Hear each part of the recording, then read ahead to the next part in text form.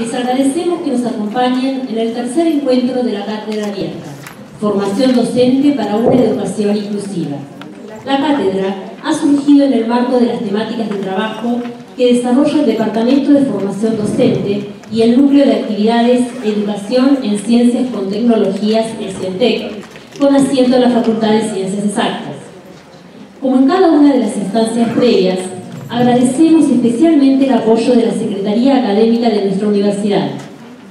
En particular, este encuentro se enmarca en un proyecto de reciente creación por la Secretaría de Políticas Universitarias que coordina la Secretaría mencionada, el proyecto PODES. Para comentarnos sobre esto y dar la apertura formal a este tercer encuentro de Cátedra Abierta, escuchamos palabras de la secretaria académica de la Universidad Nacional del Centro de la Provincia de Buenos Aires, profesora Mabel Pacheco. Gracias.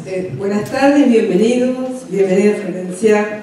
Realmente, en nombre de la universidad, le doy la bienvenida formal a Florencia.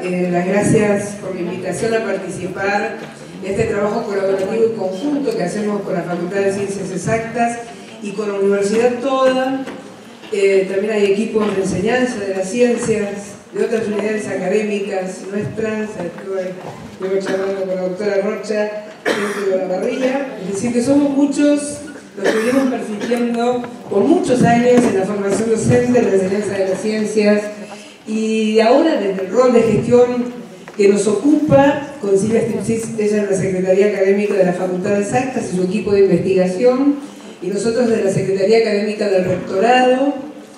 Se dieron acciones que dieron lugar a la Cátedra Abierta. Justamente una cátedra abierta pensando en la formación docente para una educación inclusiva, y fue a instancia justamente y por iniciativa de la Facultad de Ciencias Exactas, pero creando una cátedra creada por el Consejo Superior de la Universidad, donde esa cátedra abierta, justamente donde los protagonistas son todos ustedes, es la comunidad, es, digamos en sí, el sistema educativo y la comunidad educativa territorial de esta universidad nuestra regional, y tomará la posta alguna otra unidad académica o grupo de investigación en el futuro. Realmente es una iniciativa que apoyamos fervientemente porque creemos que la educación es un derecho, la educación en los niveles obligatorios, pero también en nuestro país es un derecho a la educación universitaria y la educación terciaria en general. Ya hemos hecho varias actividades, es decir, este es el tercer encuentro de la Cátedra Abierta, donde muchos de ustedes tal vez hayan participado en los anteriores y sabemos que provienen de distintas instituciones educativas, inclusive algunos aventajados ya en formación, pero avanzados, de carreras del profesorado, de las distintas instituciones de nuestra ciudad y de la región.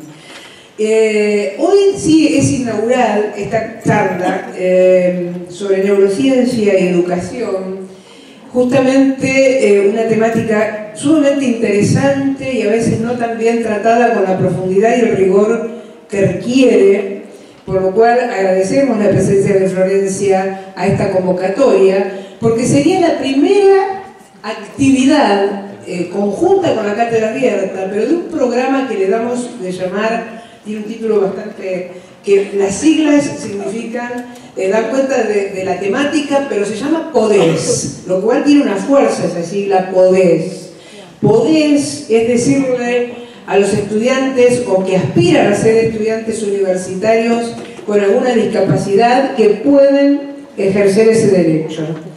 PODES es un programa que tiene un tiempo donde, como dice el ingeniero Cabacero, que es el secretario de Políticas Universitarias, en un momento hicimos rampas, en otro momento distribuimos computadoras y nos convocó a todos los secretarios académicos de las universidades públicas y nos dijo, y ahora abrir mentes universitarias para ocuparse de la accesibilidad académica, es decir, de programas especiales de formación para trabajar en esta línea.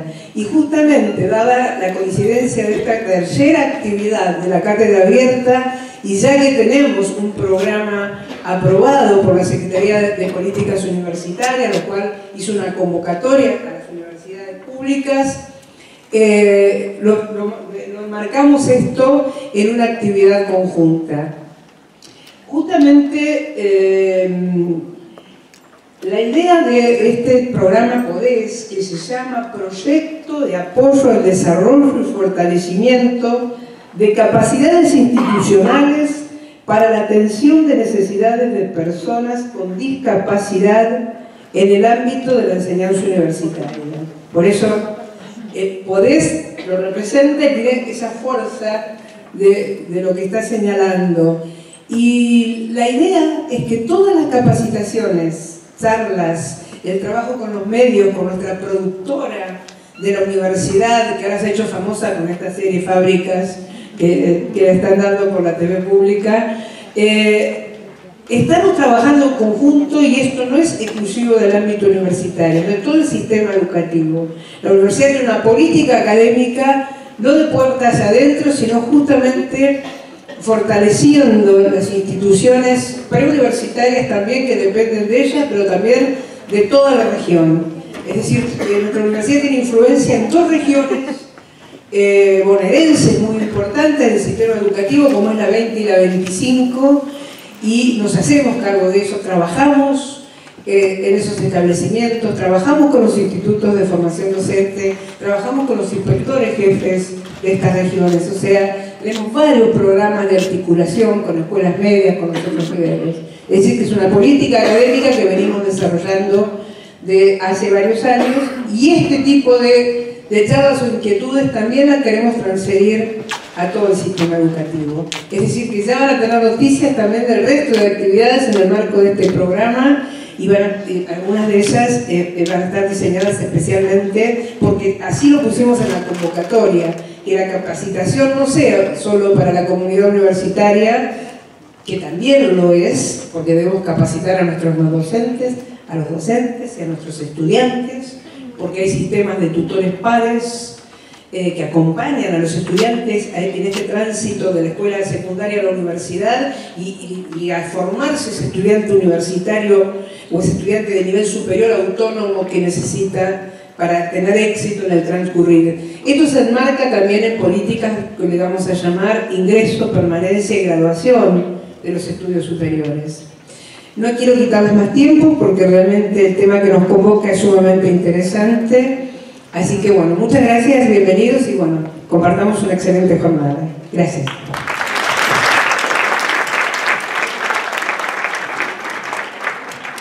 La temática de este encuentro es cerebro y educación. En los últimos años, el concepto de neurociencias ha comenzado a formar parte del ámbito educativo en todos sus niveles. Las neurociencias cognitivas deben, sin lugar a dudas, pasar a formar parte de modo más determinado de la formación docente y de la agenda educativa. Sin embargo, para esto se debe pensar en cuáles son las posibilidades reales de trabajo conjunto. Muy distinto es el trabajo del laboratorio, el del aula y el de la escuela, pero esto no implica que no se pueda cruzar el puente en aras de la mejora educativa. Para ayudarnos a reflexionar sobre estos temas, contamos con la distinguida participación de la licenciada Florencia Salvareza.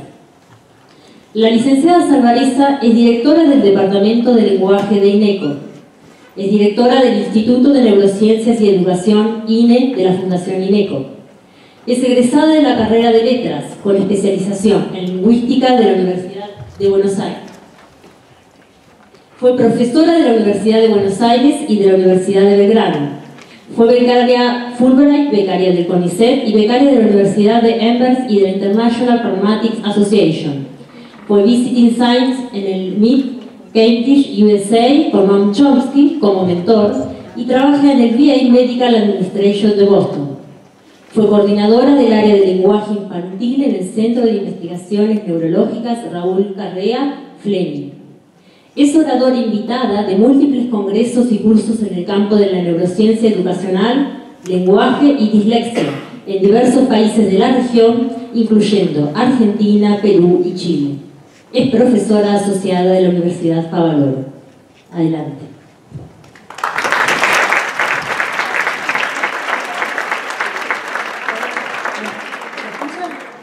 Bueno, muchísimas gracias por estar acá. Yo quiero saber una cosa. ¿Quiénes, me escuchan ahora también? ¿Quiénes, si se deja de escuchar, yo lo alejo, empiecen a hacer señales, pues yo no me voy a dar cuenta? ¿Quiénes son, fueron o serán docentes de todos acá? Levanten la mano. Bueno, buenísimo, son casi todos.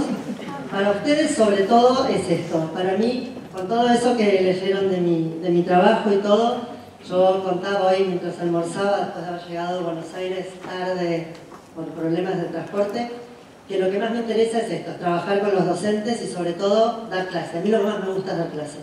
Pero me gusta trabajar con los docentes. Realmente creo que si queremos hacer algún cambio en la educación, el cambio lo van a hacer ustedes. Y nosotros hacemos neurociencia y podemos contribuir. Y un poco yo creo que la Secretaría Académica lo dijo perfecto. Nosotros vamos a empezar a ver qué herramientas de la ciencia podemos darle a ustedes docentes para mejorar las prácticas pedagógicas.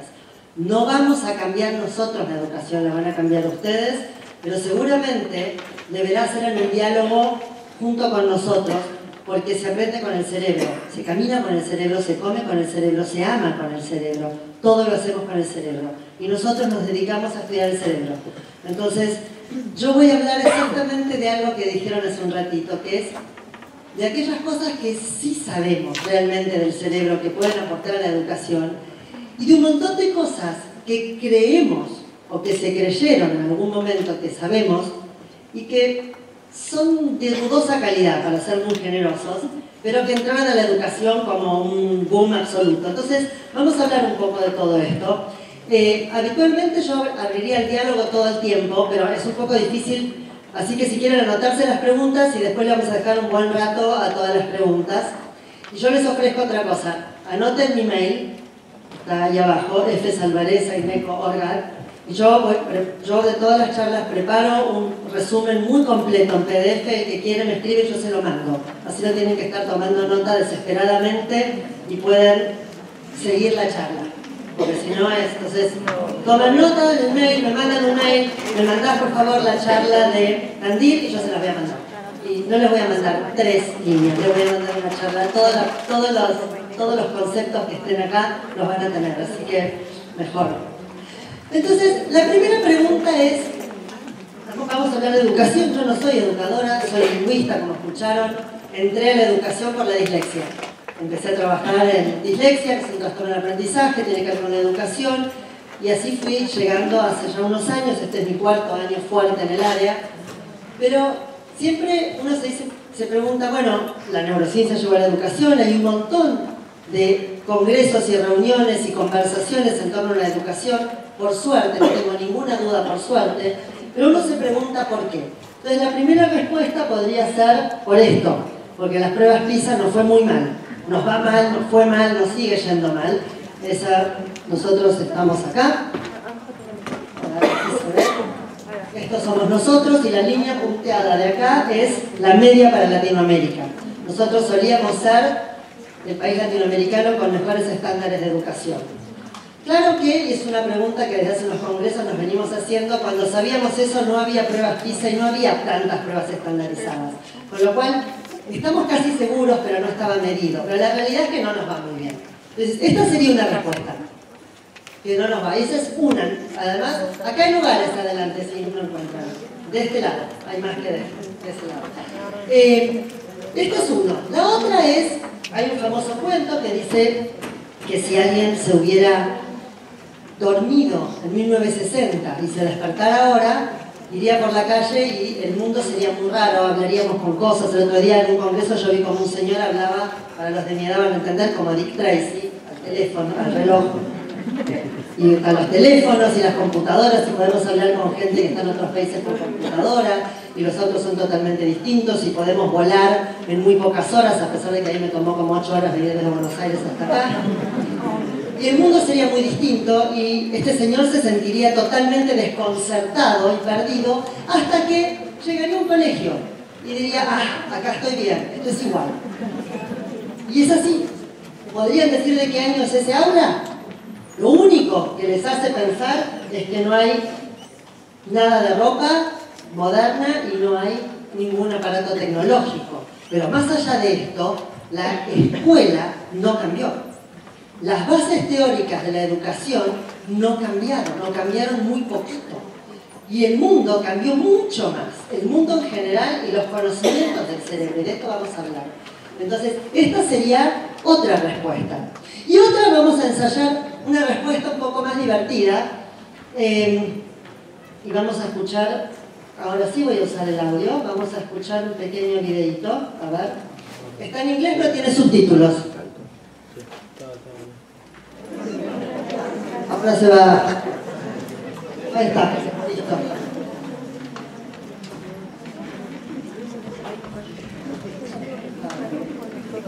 She doesn't like her school and she wants to get it demolished. So she goes to a demolition expert and tries to convince them. Hello, Nicole. Hi, is that the demolition place? It is, yes. Could you help me to destroy my school, please? Just bear with me a second. Hello. Hi, What school do you go to? I go to a school in Dublin. And you want it demolished? Yeah. Do you use a big wrecking ball or how do you knock it down? A big ball. Right. Well, hold on 1 second, please. Hello. How are you? My name's Becky. Yes. I have a proposal for you. Go ahead. Are you the demolition man? Yes. You're the top boss, yeah? Go ahead. What's the crack? Hello. I want you to help me destroy my school. You want it blown up? Could you blow it up or knock it down? And then whatever you want done. I'll blow it up, that would be better. Can you make sure that all my teachers are in there when you knock it down? I don't know if we get away with that, mate. I will, nobody likes them. They give me extra homework on a Friday and everything. Where are you calling from? From Dublin. What school in Dublin? The one that's about to fall down. There's a lot of things in Dublin about fall down. And how much would it cost to knock it to the ground? Depends how big it is. Give me a ballpark finger.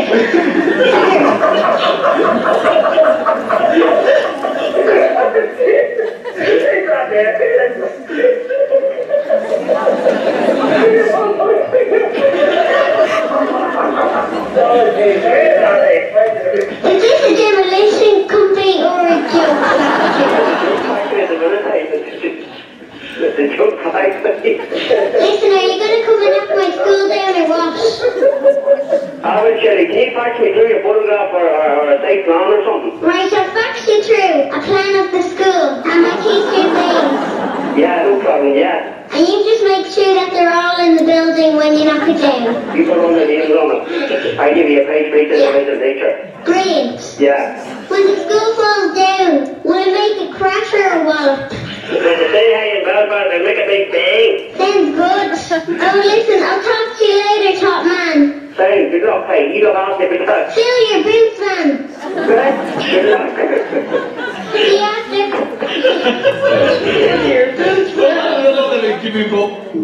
Bueno, entonces, la pregunta, ahora voy a volver acá, pasado ese momento. Entonces, ¿es porque los chicos no quieren ir al colegio y quieren destruir las escuelas con todos nosotros adentro? Tal vez es además. La realidad es que hay un montón de cosas, pero básicamente lo que sí sabemos es que la diferencia entre cómo está pensada la educación y la ciencia en este momento son dos dominios lejanísimos, demasiado lejos para que no los aprovechemos, ni ustedes a nosotros ni nosotros a ustedes. Y además hay otra cosa que es muy interesante. Lo que hace un docente con varios años de trabajo, no alguien que recién empieza porque está probando, pero habitualmente la experiencia de trabajar con docentes que hace mucho tiempo que trabajan en la clase es que lo que ellos hacen se parece mucho más a lo que nosotros sabemos con la ciencia hoy que deberíamos hacer o que deberíamos pensar en hacer. Y que, como hablábamos hoy en mediodía, no necesariamente se parece a las políticas educativas. Las políticas educativas suelen ir más de costado que la ciencia y la práctica docente. Y entonces, la primera pregunta es, ¿cuánto avanzó la ciencia del cerebro? Y la verdad es que avanzó muchísimo, muchísimo. O sea, avanzó muchísimo desde cuestiones básicas con las que se armó toda la idea de la escuela Piaget, por ejemplo. Piaget, que es una de las grandes mentes del siglo pasado, es del siglo pasado. Y la neurociencia es del siglo XXI. Yo podría decir que tenemos educación del siglo XX y ciencia del siglo XXI. Y si bien Piaget es muy importante y hay cosas que son fundamentales, yo enseño psicología evolutiva y le dedico mucho tiempo, pero también le dedico mucho tiempo a explicar que ahora que tenemos formas de ver el cerebro mientras los chicos y los bebés piensan y elaboran y razonan y hacen cosas que Piaget pensaba que no hacían hasta mucho más grandes y los hacen de mucho más chiquitos. ¿Eso tira toda la teoría por la borda? No, nada tira toda una teoría por la borda. Los grandes científicos se reformulan a sí mismos. Nada es para siempre, y sobre todo en ciencia. La ciencia cambia y avanza, y uno tiene que estar dispuesto a eso con todo el dolor que le puede implicar a alguien que toda la vida enseñó algo, hizo algo, y de golpe un día dice, y por ahí no era así. Y eso pasa. Entonces la ciencia avanzó muchísimo y llegó muy poco a la educación. Lo que llegó a la educación de la ciencia del cerebro, que podríamos decir a partir de 1980, con los estudios de Gazzaniga, desde 1965 con los estudios de Chomsky, pero sostenidamente desde el año 2000, en el auge de la década del cerebro y del mundo del cerebro, la realidad es que nosotros sabemos mucho y les decimos poco. Y lo que a ustedes les llega es más o menos. Lo cual no le hace mal a nadie, pero probablemente no cambie nada. Entonces, si realmente queremos hacer cambios para mejorar la educación, uno piensa mejorar la educación, piensa en que cada vez hay más chicos en la escuela, pero cada vez aprenden menos. Entonces uno diría, bueno, quiero cada vez más que aprendan más. O como dirían en Finlandia, una escuela para todos igual y de alta calidad. Para todos igual quiere decir que no importa cómo ingresan los chicos, todos tienen que salir igual. Y no en el sentido de máquinas idénticas, sino aprendiendo todo lo que tienen que aprender, haciendo todo lo que tienen que hacer. No importa cómo, después yo les voy a contar algo de Finlandia. Pero además con alta calidad educativa y con altos contenidos. No es cierto que en otros países no importan los contenidos, sí importan los contenidos. No es que importan los ríos de Asia y África solamente, no sé si importan. Seguramente sea algo más que podemos saber, pero lo que importa es cómo pienso, cómo investigo, cómo hago para leer un texto y entenderlo. Y en eso tenemos mucho que conversar. Entonces, lo primero que uno piensa cuando habla de ciencia y educación es en esto, en puentes que se están juntando. Y en realidad uno piensa en esto porque viene de un trabajo muy famoso. Esos puentes en algún momento se van a juntar. Pero la otra opción es que sean estos puentes a los que le falta una parte. Y parecería ser mucho más parecido a esto que a un puente levadizo que va a bajar y finalmente nos vamos a dar la mano y trabajar juntos. No porque no querramos, sino porque falta construir una parte que es esta parte. Y en ese trabajo que dice ahí, de vuelta, si alguien que quiere alguno de los papers que están acá citados, cuando yo le mando a la clase me lo pide y los mando. Están todos en inglés y solo en inglés. Ese trabajo de 1997 es uno de los trabajos fundacionales del trabajo en neurociencia y educación. Y Broer en ese momento escribe ese trabajo que se llama A Bridge Too Far. Y es esto, es el puente que no se junta. Y él lo que dice es que es difícil la unión. No dice que es imposible, acá tienen una cita traducida ahí. Y lo que dice básicamente, lo que está en rojo, dice eventualmente podrán llegar, pero por ahora la neurociencia tiene poco que ofrecer a los maestros en términos de prácticas de clase. De todos modos, esta ciencia de la mente, la ciencia cognitiva, puede servir como ciencia básica. Y esto es algo que nosotros insistimos un montón. Yo no les puedo dar estrategias, yo les puedo dar ciencia de cómo funciona el cerebro para que ustedes hagan las estrategias. Les puedo contar cómo es que un chico desarrolla el lenguaje, cómo es que aprende a leer, cómo es el proceso de la inteligencia, de la memoria, cómo se consolidan los conocimientos. Y ustedes después con eso hacen estrategias, usan la ciencia para mejorar la clase. Pero no está bien que nosotros les demos tips, no somos recetas de brownie ni de cocina, no sirve. Pero esto pasó, y de hecho pasa, y esta relación entre la ciencia y el docente es una relación muy bastardeada, podría decir uno ahora. Es una relación que uno tiende a pensar que deberían pasar de acá para acá, de la ciencia al aula, los conceptos y las ideas, pero la realidad es que lo que pasó pasó de forma dudosa, pasó de forma difícil y pasó en algo que se llaman los neuromitos. ¿Alguien escuchó hablar de neuromitos? Pasó en este concepto, en la idea de cosas que tienen gran impacto, que están basadas en algo que tiene algo de cierto. El neuromito es algo que está basado en algún hecho, ahora vamos a hablar largo y tendido de esto, está basado en algo que sabemos que es real, pero de ahí al aula es como caminar de acá a Hong Kong. Entonces, no voy a llegar, no me sirve, seguramente me muera en el intento. Entonces, la realidad es que esta relación, ese es el primer problema. Laboratorio y aula son mundos totalmente distintos. De hecho, en los laboratorios no se trabaja con chicos, se trabaja con ratas, con animales, con grupos. Y además, cada chico es distinto. Y esto es otra cosa de lo que vamos a hablar. El aula es heterogénea. Pero el aula es heterogénea no por las desigualdades sociales. Además, pero es heterogénea acá en Finlandia, donde no hay diversidad socioeconómica. Es heterogénea porque todos ustedes son distintos ahora y fueron distintos de chiquitos. Es un poco lo que hablaban, lo de Podés. De esto vamos a hablar. Entonces, este concepto es muy difícil. Yo puedo estudiar chicos, les puedo poner electrodos para ver cómo procesa el cerebro cuando hacen cosas, y puedo usar eso después, pero tengo un chico. Entonces es muy difícil. Ahora se está empezando a trabajar en el aula, pero el otro problema de esto es más complicado, es la plata. No porque no tengan, sino porque se han gastado fortunas en educación, en programas, entre comillas, basados en la neurociencia para mejorar la práctica docente.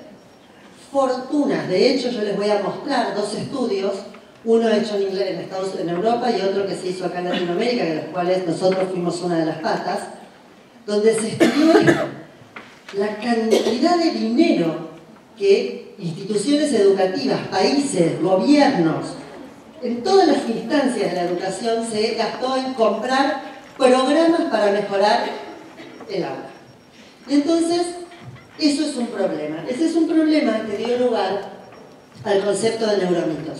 ¿Qué es eso? Es una idea que está basada en algo que tiene cierta idea científica, pero que de eso a que sea una receta para trabajar al aula, no hay ninguna relación. Y sobre eso vamos a trabajar. ¿Quiénes de ustedes tienen el formulario? Levanten la mano. ¿Los que tienen el formulario lo completaron? ¿Sí? Bien. Ese formulario que tienen es con el que se hicieron los estudios, que yo después se los voy a mostrar. Entonces, lo que vamos a hacer ahora, vamos a conversar un poco sobre los famosos mitos del cerebro. Primero vamos a hablar de mitos y después vamos a hablar de lo que sí sabemos. Les voy a dar algunos ejemplos concretos de cosas que sí sabemos de la ciencia, que pueden llegar al aula con impacto enorme. Entonces, yo lo que les voy a pedir es por ahí, para algunos de estos, que levanten la mano los que contestaron sí o no, como para tener una idea. Después se los llevan los papelitos, los usamos en su momento para la investigación. Y van a ver que hay cosas que les parecen, ¿cómo alguien puede pensar esto? Se sorprenderían de saber cuántos docentes piensan que sí. Esos son un cuestionario que se le dio a docentes. La primera prueba fue en Inglaterra y Holanda y la segunda fue Argentina, Perú, Colombia, Chile. Con los resultados muy parecidos a los van a ver. El número que aparece ahí de costadito, el número ese 4, ¿se ve bien? Corresponde al ítem en el listado de ustedes. El ítem 4 dice: si los alumnos no beben suficiente cantidad de agua, 6 u 8 vasos por día, su cerebro no funciona bien, se encoge. ¿Alguien puso que sí, que esto es verdadero? Bien. Es muy exagerado porque dice se encoge. Pero si yo saco se encoge, digo no funciona bien, se sorprenderían cuando se hubieran levantado la mano. El cuerpo necesita agua, no el cerebro. Sin agua el ser humano se muere. Hay una regla, tantos días, tanto sin comida, sin oxígeno, sin agua, minutos, comida. Pero, a ver, necesitamos agua para vivir. No es que el cerebro necesita agua independientemente del cuerpo. El cuerpo necesita agua para el sistema. Pero esto es algo que es un muy buen ejemplo de algo que uno dice, bueno, está claro, esto no es así. Pero no todo está tan claro. Hay otros dos puntos. El número 22 dice: los chicos se encuentran menos atentos luego de consumir bebidas azucaradas y o snacks. Levanten la mano los que pusieron que sí. Muy bien. Vamos a ver el 24. El consumo regular de bebidas con cafeína reduce el estado de alerta. Levanten la mano los que dijeron que sí. Bien. Los dos son falsos de falsedad absoluta. Y los que están adelante no ven, pero se levantaron bastantes manos. No está mal. No tienen cómo saberlo. Este es un muy buen ejemplo de otro que hablábamos hoy. Se le pide a los docentes que manejen conceptos y cosas que nadie les enseñó. No tienen cómo saberlo. No hay forma que lo sepan. Ahora vamos a ver cómo es que todo esto llega. La realidad es que no hay ninguna evidencia científica, esto no es opinión, esto es, no hay ningún estudio científico comprobado, es decir, no en una casa con 3 personas y me parece que ningún estudio científico comprobado que ligue realmente de modo unilateral el consumo de bebidas azucaradas tipo Coca-Cola o snacks, papas fritas a menor rendimiento. Ninguno. Lo que liga de la alimentación es la desnutrición. No hay ninguna duda, la desnutrición es lapidaria. Pero después el tipo de alimentación es opinable. A mí me puede gustar que coma más una cosa que otra, pero que esto impacte en que le vaya bien o mal en la prueba de matemática, cero. No tiene ninguna relevancia científica.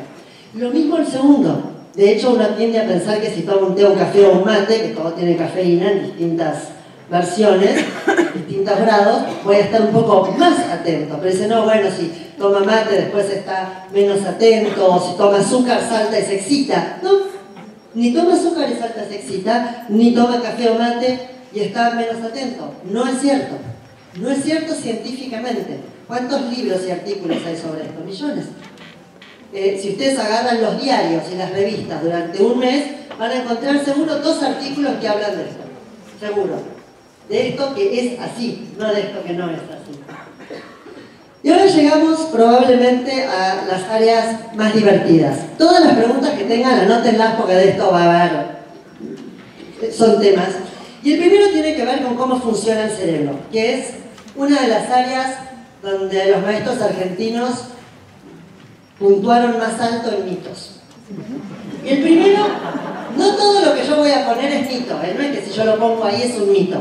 Yo pongo, después vemos si es un mito o no. El primer ítem es este, es el número 7, y dice, solo usamos el 10% de nuestro cerebro. Levanten la mano todos los que creen eso. Aunque no hayan llenado el papelito, todos los que dicen, solo usamos el 10% del cerebro, levanten la mano. Bien, como verán, hay de hecho 2 películas muy conocidas. Una Lucy de hace poquito y la otra de la Bradley Cooper, que tomaba algo para hacer funcionar el resto del cerebro para poder funcionar, y ahí está el cerebro. Bueno, eso que ven arriba es una imagen de un cerebro funcionando. No es una radiografía, no es una pintura, es algo funcional. Las áreas de distintos colores, distintos niveles de funcionamiento. Después se los voy a mostrar para una cuestión específica. Esta idea surge de esto. Ese señor lo conocen y lean lo que dice. Dice, solo utilizamos el 10% de nuestro potencial mental. ¿Es lo mismo el 10% del cerebro que el potencial mental? No. El 10% del cerebro es el mito sobre el cerebro más extendido. Bueno, no tiene nada de cierto. Científicamente no tiene nada de cierto. Y no tiene nada de cierto, básicamente, por esto que van a ver acá. El cerebro es un sistema de redes donde funcionan todas las redes que se necesitan en ese momento. Yo para pintar, o para la música, o para leer, o para hacer cálculo, necesito distintas redes. Entonces, yo cada vez uso lo que necesito de todo mi cerebro. A lo largo y ancho uso todo. Y tengo redes que empiezan, por ejemplo, por acá, y si solo usara el 10% no podría armarse la red, va por todos lados. El cerebro es un sistema de redes donde constantemente voy lo que se llama reclutando distintas áreas para distintas funciones. Más temporales, más parietales, es decir, más atrás, más adelante, más de costado, más de la derecha, más de la izquierda. Ahora vamos a hablar de derecha e izquierda. Pero uso todo. No es que uso el 100% todo el tiempo, pero uso todo el cerebro. Lo que pasa, y esta es una de las razones de que existan los mitos, la idea de que tengo solo en uso el 10% es muy linda. ¿Por qué? Porque entonces ustedes, que son docentes, tienen el 90% para hacer crecer, para educar. Mirá todo lo que puedo hacer, los libros de autoayuda. haz crecer tu cerebro, lleno, otro cosito de los diarios una vez por mes por lo menos. Pero no es así. Ustedes pueden hacer eso con este cerebro en redes. Pueden hacer que tenga más y mejores redes. Esa es la educación. La educación es más y mejores redes. Quiere decir que para ir de A a B, hace de A a B. No hace A, B, C, D, X y vuelve a... No. Quiere decir que aprendí una cosa y la organizo. Y el aprendizaje es una red simplificada. Entonces, cada vez que aprendo algo voy generando nuevas redes. Mi cerebro siempre crece. No crece en tamaño, crece en conexiones. Y esto es lo que hacen ustedes. Este es el trabajo del docente. Además de los padres, etcétera, etcétera. Pero cuando ustedes son docentes, hacen eso. Vamos a otro. Las diferencias, voy a leerlo, es el punto 9. Las diferencias de dominancia hemisférica, cerebro derecho, cerebro izquierdo, pueden ayudar a explicar las diferencias individuales entre los estudiantes. Levanten la mano los que lo pusieron o los que saben que esto es así, que hay cerebro derecho y cerebro izquierdo y que esto puede mostrarme las diferencias entre alumnos. Levanten la mano. Los que no levantan es de reprimidos o de que no lo creen. A ver, levanten la mano los que no creen. Bien. Muy bien. Ustedes en verdad ya tienen la respuesta. Yo les di la respuesta hace 2 minutos, ¿no es cierto? Si el cerebro trabaja en red, no puede tener separado derecho e izquierdo. No hay ninguna posibilidad.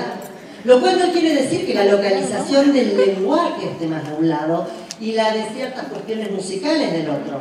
Pero cuando yo canto, toco un instrumento o hablo, va de un lado al otro. Es más, si yo tengo separados los hemisferios, tengo un serio y gravísimo problema neuronal.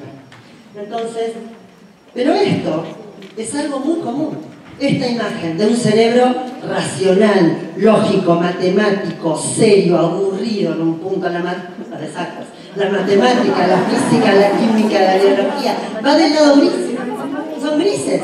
Y todos los músicos, todos los del arte, están del otro lado, es el cerebro hippie. Esta es la idea. A ver, eso que está borrado ahí abajo, está borrado porque es una marca muy importante. Esta es la publicidad de una de las marcas más importantes del mundo. Entonces lo pongo a propósito, está tachada la marca, pero para que entiendan cuán extendido está. Acá tienen otra imagen. Es una de las cosas más extendidas, que hay un cerebro lógico y un cerebro florido. Uno que crea y uno que repite. Uno que hace números y uno que canta. Y de hecho, es como si yo pensara que puedo tener una orquesta así, separada cada instrumento. Yo necesito todo el piano, toda la trompeta, todo el bombo, y voy a ver qué toco, cuándo toco y con qué otro instrumento lo mezclo.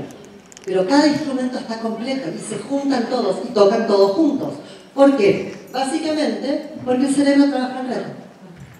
No tengo un lado y el otro lado.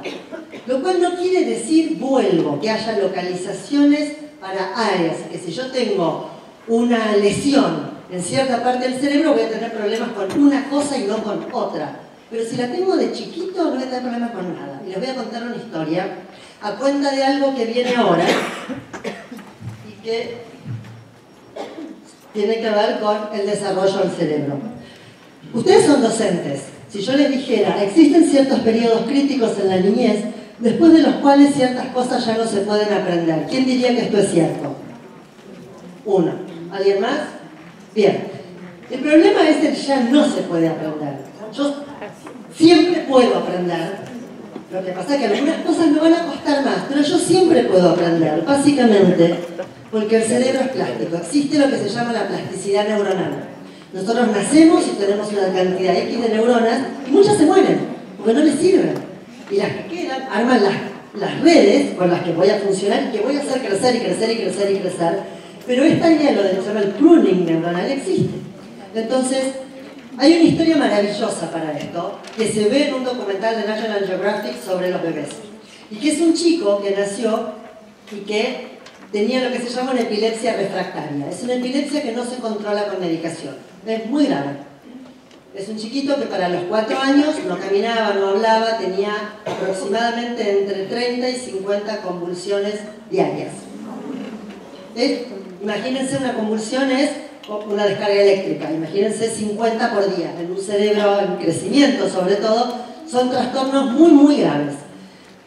No había forma, digamos, no se controlaba con ninguna medicación, y entonces la única alternativa médica era una operación donde le tenían que sacar toda el área del cerebro que tenía la lesión.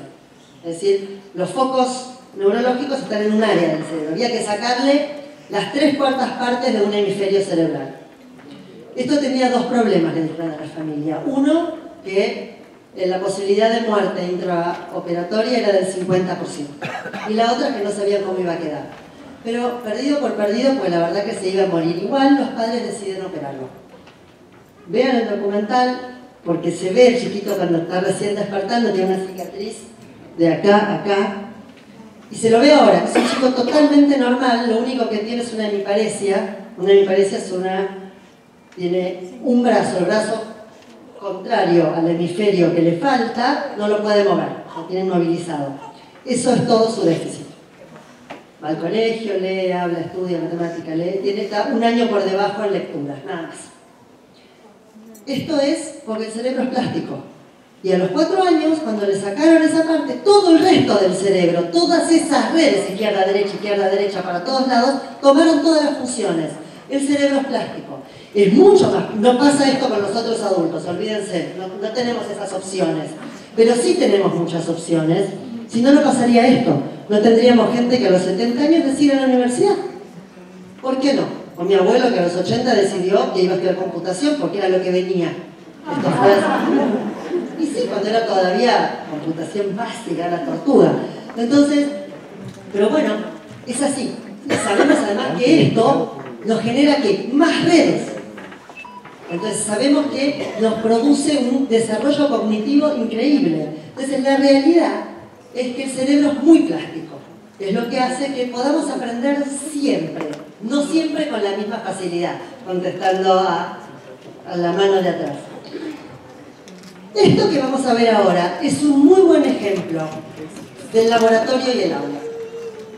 El punto dice así: los ambientes ricos en estímulos potencian los cerebros de los niños en edad preescolar. Levante la mano el que puso o cree que sí. Bien, todos docentes. ¿Algunos de inicial? Levante la mano los de inicial. Bien. Esto que está acá es una afirmación. Ahora vamos a ver cuán verdadero o falso es. Es una afirmación que viene de, no se sorprendan, de esto.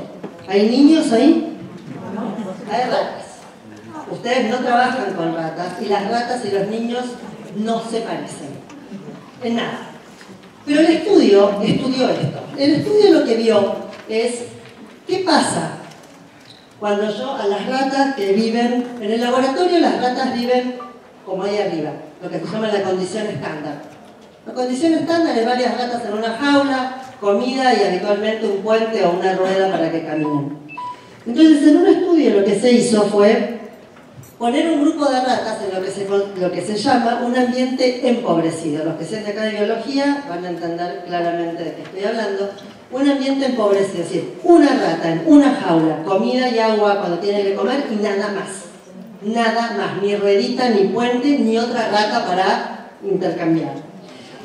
Y a la otra mitad de las ratas, que son las que están abajo, las llevaron a Disney. Les pusieron muchos amigos, puente, rueditas, sube y baja para trepar, para ver comida de todo tipo y colores. Lo que compararon fue algo que es totalmente distinto a lo que uno llama la condición estándar. Lo que hicieron fue comparar ratas en ambientes empobrecidos con ratas en ambientes enriquecidos. No compararon el estándar. Y esto es lo que hace que esa afirmación se considere un neuromito. Lo cual no quiere decir que tienen que ir a la sala de jardín, sobre todo, y sacar los banderines, los colores, los pósters, los libros. No. Lo que quiere decir, voy a poner esto si me puedo correr para ahí, es que el ambiente estándar es lo suficientemente rico como para que sirva de estímulo al desarrollo. Los que hacen la diferencia son ustedes, no el ambiente. La diferencia es el docente, no el ambiente enriquecido. Es qué hacen con eso. Es la interacción con los chicos, el trabajo. Sabemos que lo que hace mal es el ambiente empobrecido, chicos en condiciones precarias. Pero el chico medio, no el medio un poquito para arriba, no, medio básico, un ambiente, una familia, una casita, básico, se llama ambiente estándar. Esa afirmación sale de empobrecido, lo cual hace que se vea claramente la diferencia y la dificultad para trabajar en laboratorio y en el aula. Entonces, el ambiente, y esto, por ejemplo, la consecuencia económica de esta afirmación fueron los videos de Baby Einstein. Se vendieron un montón de videos y de libritos y de juegos que se llamaban Baby Einstein, para convertir a los niños en pequeños Einsteins. ¿Con qué? Con música, Baby Mozart, y que hacían cosas, dibujitos, había de todo. ¿Por qué? Estimularlo para que sea mejor, entre comillas, para que pueda más. Lo cual no tiene ningún fundamento, ninguno. No sirve para eso, sirve para que se divierta, está buenísimo. Está buenísimo. Si les gustan a los chicos, en vez de eso, ver los Teletubbies o eso, bien. La verdad, no le cambia el futuro, no le cambia el desarrollo. Sí. Es como que está bueno que los chicos tengan a su alcance todo y ellos puedan elegir, ¿no? A ver, tener todo. no es una cuestión de cantidad. El ambiente estándar es el que hay. Si el chico tiene una caja de manzanas y la usa para hacer el autito y tiene un ambiente donde hay gente, ese es su ambiente estándar que alcanza. Si además tiene un libro, está bueno un libro, pero si no lo tiene, no está en inferioridad de condiciones para el desarrollo. Es decir, escuelas que tienen menos recursos materiales no hacen peores escuelas. Lo que hacen las mejores escuelas son los mejores maestros, no más recursos. Entonces, vamos a ver ahora cuestiones que tienen que ver específicamente con cómo se aprende. Es decir, mitos o no mitos en relación a cómo es el proceso de aprendizaje. Y yo voy a hablar de 2 o 3 básicamente, algunos los conocerán. Este es uno, dice, es el número 15, y dice: los individuos aprenden mejor cuando reciben información en su estilo preferido, ya sea auditivo, o visual, o kinestésico, o táctil. Esto es lo que se llama los estilos de aprendizaje. Lo pueden haber visto así, lo pueden haber visto así. ¿Quiénes pusieron o quiénes dicen que esto es así? Levanten la mano. Bien. Por favor, levanten la mano los que alguna vez hayan sido testeados y saben su estilo de aprendizaje. Bien. Este es el neuromito que generó más dinero de la historia de la educación. Esta es una idea que está buena, pero que tiene que ver, y de vuelta, no es cierto esto, les voy a mostrar. Y hay un montón de citas de trabajo, porque es lo que siempre la gente se da más cuando uno puede hacer. Y les voy a explicar por qué. La realidad es que esto está basado en algo, y es eso, que todos tenemos una preferencia. Uno prefiere que le lean, o prefiere escribir, o prefiere, me acuerdo dónde estaba en el libro de historia, acá arriba a la derecha, abajo, uno dice, no, yo me acuerdo si lo veo, me acuerdo si me lo leen, me acuerdo si lo escribo, si hago fichas. Entonces, es cierto que tenemos preferencias. Ahora es difícil lo táctil. ¿Quién tocó a Colón o un logaritmo? Es difícil. Pero bueno, forma parte. Uno si toma esto tiene que tomarlo entero, no puede decir sí pero no. Entonces, es cierto que todo el mundo dice tener una preferencia, o casi todos. Lo que no es cierto es que aprendemos mejor de esa forma.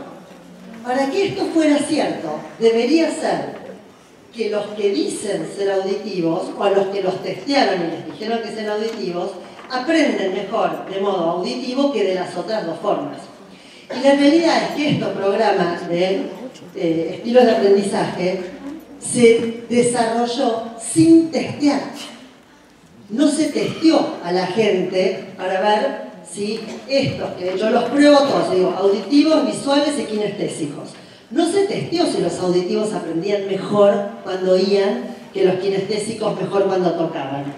Entonces, hubo mucho alaraca, hasta que un señor que se llamaba Willingham, en el 2009, dijo, vamos a estudiarlo. Fue uno de los primeros, uno de los estudios más importantes. Y lo que hizo fue exactamente eso, un estudio científico. Agarró una población, usó las formas y normas para establecer el estilo de cada uno, no lo que yo prefiero, sino como dice el programa, se estableció auditivo, visual y kinestésico, y se les enseñó a cada grupo en su modalidad y en las otras. Y después se probó para ver si realmente aprendían mejor de la forma en que iban a aprender mejor. Y no, aprendían exactamente igual. Es más, de hecho algunos aprendían mejor de otra forma. Lo que pasa es que creían que aprendían. Entonces, después de esto hubo un montón de trabajos. Acá otro, sobre conceptos y evidencias de estilos de aprendizaje. Hay un montón, un montón. Todos los estudios lo que dicen es, no hay ninguna evidencia que muestre que ciertos grupos aprenden mejor con un estilo de aprendizaje que yo puedo predeterminar entre visual, auditivo y kinestésico. Es decir, que si la clasificación de los estilos de aprendizaje de los estudiantes tiene alguna utilidad práctica, todavía está por determinarse. Esto todavía sigue siendo todavía, digamos, se considera uno de los neuromitos más importantes. ¿Por qué? Porque generó muchísimos dividendos a empresas que vendían los programas.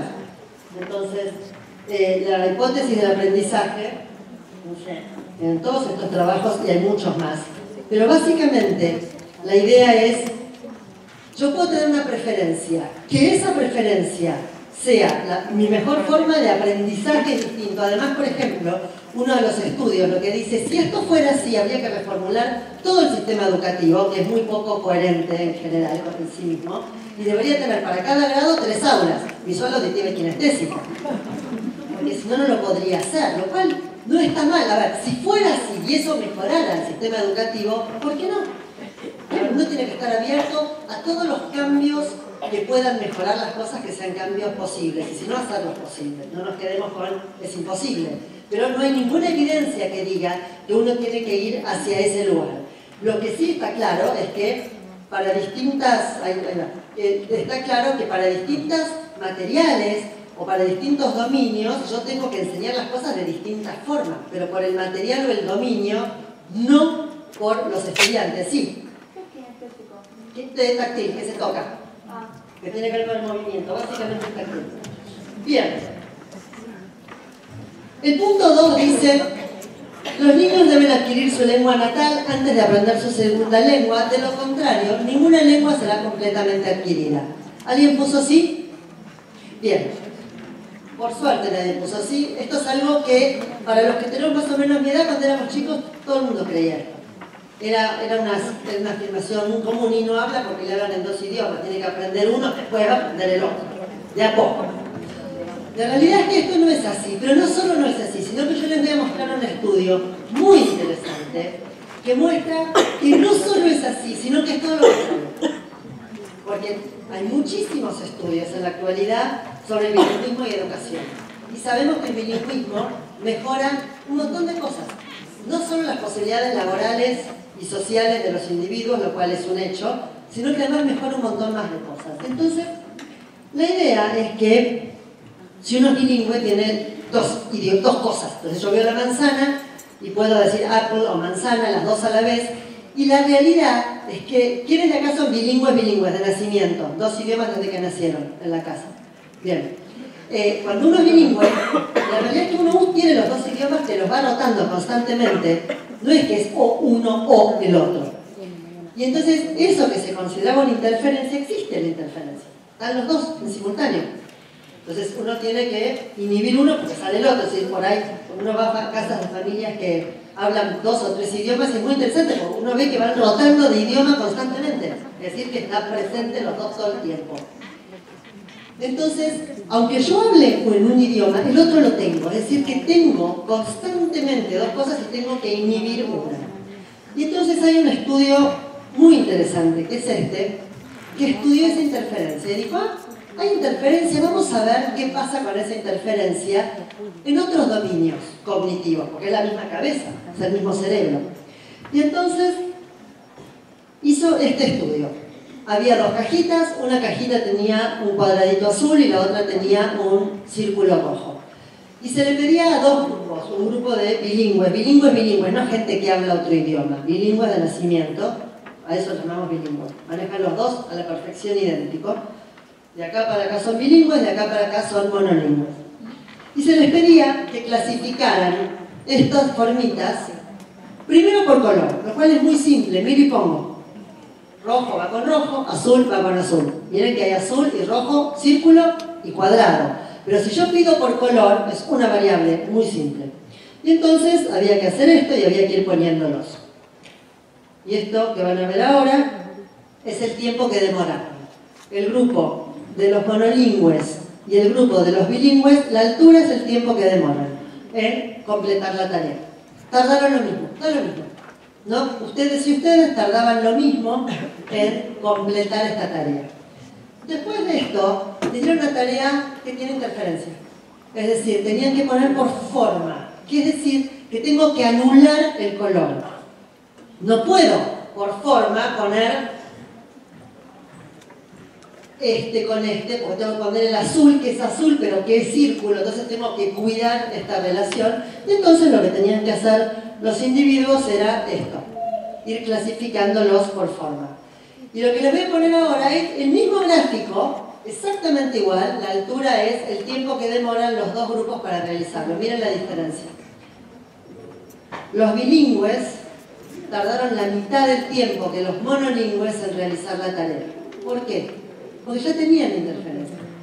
El sistema cognitivo estaba acostumbrado a operar con interferencias y tenía la capacidad para inhibir un estímulo de modo más eficiente, es decir, una red que funciona más rápido, que no da tantas vueltas, que no, es decir, esto es de funciones ejecutivas, tiene que ver con el desarrollo de las funciones ejecutivas. Entonces sabemos que el bilingüismo promueve todas las áreas que tienen que ver con las funciones ejecutivas, sobre todo con la resolución de conflictos. Ahora, esto es un dato estadístico. No quiere decir que todos los bilingües son más rápidos que, o todos los monolingües, no. Sabemos que como grupo, los bilingües tienen esta capacidad. Es decir, el cerebro está acostumbrado a trabajar con interferencias y a resolverlas rápido. Tarda menos tiempo. Y tardar menos tiempo no es un dato menor cognitivamente, porque me deja espacio para otras cosas. Un ejemplo es la lectura. Si yo tardo mucho en leer, me cuesta más comprender. Entonces, el bilingüismo tiene un montón de beneficios, vamos a ponerlo, y que tienen que ver hasta con la vejez. Sabemos que el bilingüismo es un protector cerebral, es un protector neuronal. Los bilingües tienen menores tasas de demencia en la vejez. No todos los bilingües no van a tener Alzheimer, ni todos los monolingües van a tener Alzheimer, es estadístico. Si yo tomo como grupo, la realidad es que el bilingüismo es un protector neuronal muy importante. Entonces, vamos a poner estos dos que son muy parecidos. El punto 29, 30 y 25. Dice, episodios breves de ejercicios de coordinación pueden mejorar la integración entre el funcionamiento cerebral de los hemisferios izquierdo y derecho. Y el otro dice, ejercicios que ensayan la coordinación de habilidades motoras perceptuales pueden mejorar las habilidades de la lectoescritura. Al primero, al de arriba, ¿quién puso que sí? ¿O quién cree que sí? Bien. Ya tienen la respuesta. ¿Se acuerdan que no hay cerebro izquierdo y derecho? Es una red. Con lo cual ya sabemos que eso no es así. Pero muchos de ustedes, si han estado en congresos de educación, deben haber hecho ejercicios de ese tipo. ¿Por qué? Porque mejoran la integración de los hemisferios, que de por sí está integrado. Naturalmente está integrado. Si no está integrado, es un problema. Naturalmente está integrado. Pero muchas veces pasa eso. O pelotas y en la mitad de la clase hay que darse vuelta, dar unas vueltitas, pegar unos saltitos. Eso se llama gimnasia cerebral, brain gym. Es otro programa muy extendido, ahora lo vamos a ver. Y el de abajo, ¿quién puso que sí? De vuelta, la lectura no es una habilidad motora. No tiene nada que ver. La coordinación de habilidades motoras y perceptuales no mejora la lectura. Lo que mejora la lectura es el trabajo sobre los procesos cognitivos que se requieren para leer.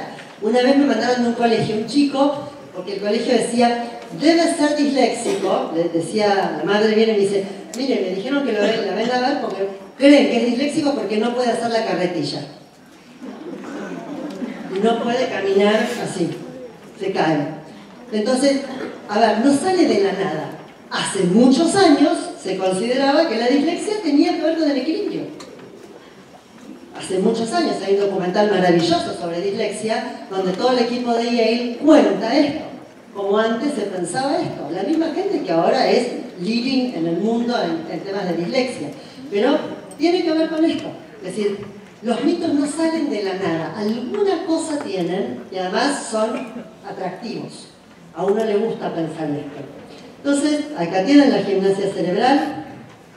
Es esto de hacer saltar, dar unos golpecitos, lo cual no quiere decir que uno tenga que distraerse entre tarea y tarea, pero no necesariamente es ejercicio físico. Y hay un montón de mitos en torno a la lectura y de la dislexia, un montón de mitos, que tienen una base motora, que es porque veo mal, que es porque no puedo hacer el equilibrio, un montón de cosas. Que no es así, ustedes tuvieron creo que 2 charlas en función de esto y lo vamos a dejar. Pero hay un montón más de mitos. Este es el trabajo que yo les dije, es del 2012. En el año 2010, el capítulo de educación de la Organización Económica Europea, viendo cuánta plata se gastaba en mejorar la educación, le pidió a estos investigadores que hicieran un estudio de qué cosas se hacían en los colegios para mejorar la educación. Y hicieron ese formulario que tienen ustedes, es el formulario original de las 2 investigaciones. Le repartieron eso a los docentes y vieron cuál era el impacto de estos mitos. Cuando usted, que me pida la clase, la tenga, va a ver, acá están los números. Por ejemplo, el 90% de los docentes ingleses creía en los estilos de aprendizaje, o el 80% de los holandeses en cerebro derecho e izquierdo. Es decir, no es que, los del agua también, no es que uno está solo en este mundo. Lo que se vio es que había una prevalencia altísima de esto, y entonces se hizo en Latinoamérica. Salió publicado ahora en agosto, en el número de agosto de Mind, Brain and Education, en el trabajo, en la revista, con lo mismo. Exactamente lo mismo. A nosotros los argentinos nos fue mal justamente en esto, en el 10% del cerebro, en el hemisferio derecho-izquierdo, es decir, especialmente en relación a la estructura y funcionamiento cerebral. Pero lo más interesante es esto. Cuanto más creían los docentes que sabían sobre el cerebro, más neuromitos tenían. Claro. ¿Y por qué no? Si nadie les enseñó. ¿Por qué no van a creer algo que sale en casi todas las revistas, en los diarios, en la televisión, en todos lados? Está lleno de libros.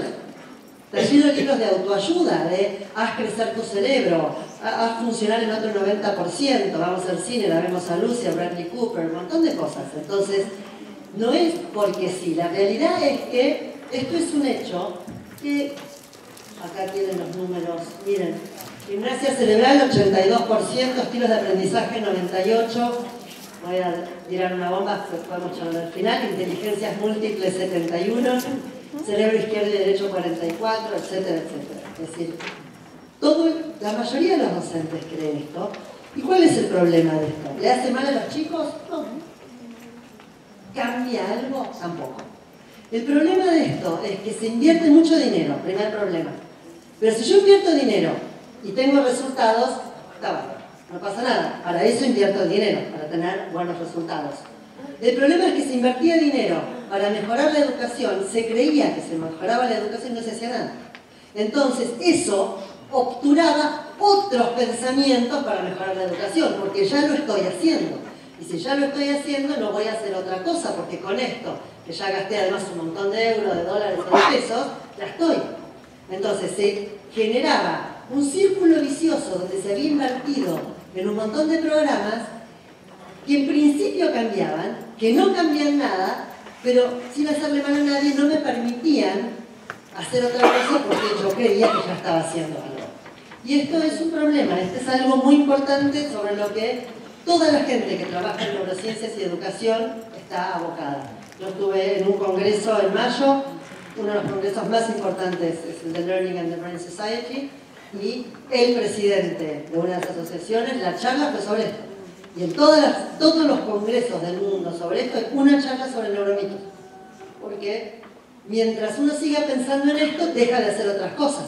Más allá de que se invierte un montón de plata que podríamos invertir en otras cosas. Así que hay muchos neuromitos.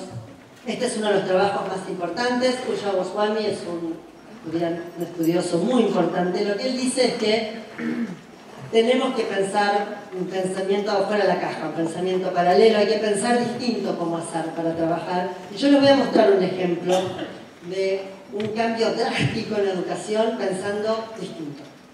Pero, ¿qué cosas sí sabemos? ¿Qué cosas sí sabe la neurociencia para el aula? Sabemos esto, sabemos que entre el 7 y el 15% de la población tiene trastornos de aprendizaje. Esto lo sabemos, no es que lo creemos. No es me parece.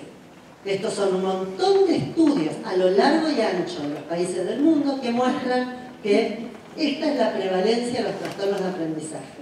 Es altísima. Están hablando de trastornos específicos del aprendizaje. Dislexia, discalculia, disgrafía. Poca cosa, poco nombre, muchos chicos. 80% dislexia. De eso, el 80% es dislexia. Calculen más o menos en Argentina el 10%. No es una opinión, es un hecho. ¿Qué otra cosa nos dice la neurociencia? Y vamos a conversar. ¿Quiénes son de primer grado, primer ciclo, primero, segundo, tercero?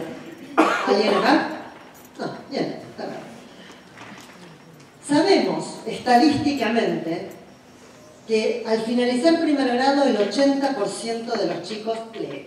De hecho, los que de mi edad, más o menos, hoy hablábamos justo a mediodía, cuando uno terminaba primer grado, leía todo uno, casi todos. Había un grupito que no leía. Es ese 20%, yo dije 7 y 15%, tengo el 10% de dislexia, más puedo tener un 2-3% de retraso lector, que es muy chiquito, más un porcentaje de otras cosas, me suma ese 20%.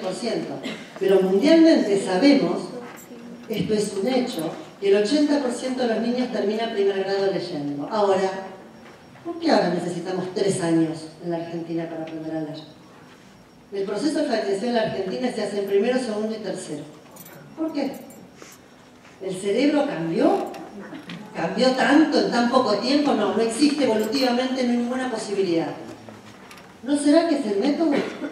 Lo único que cambió es el método, no cambió otra cosa.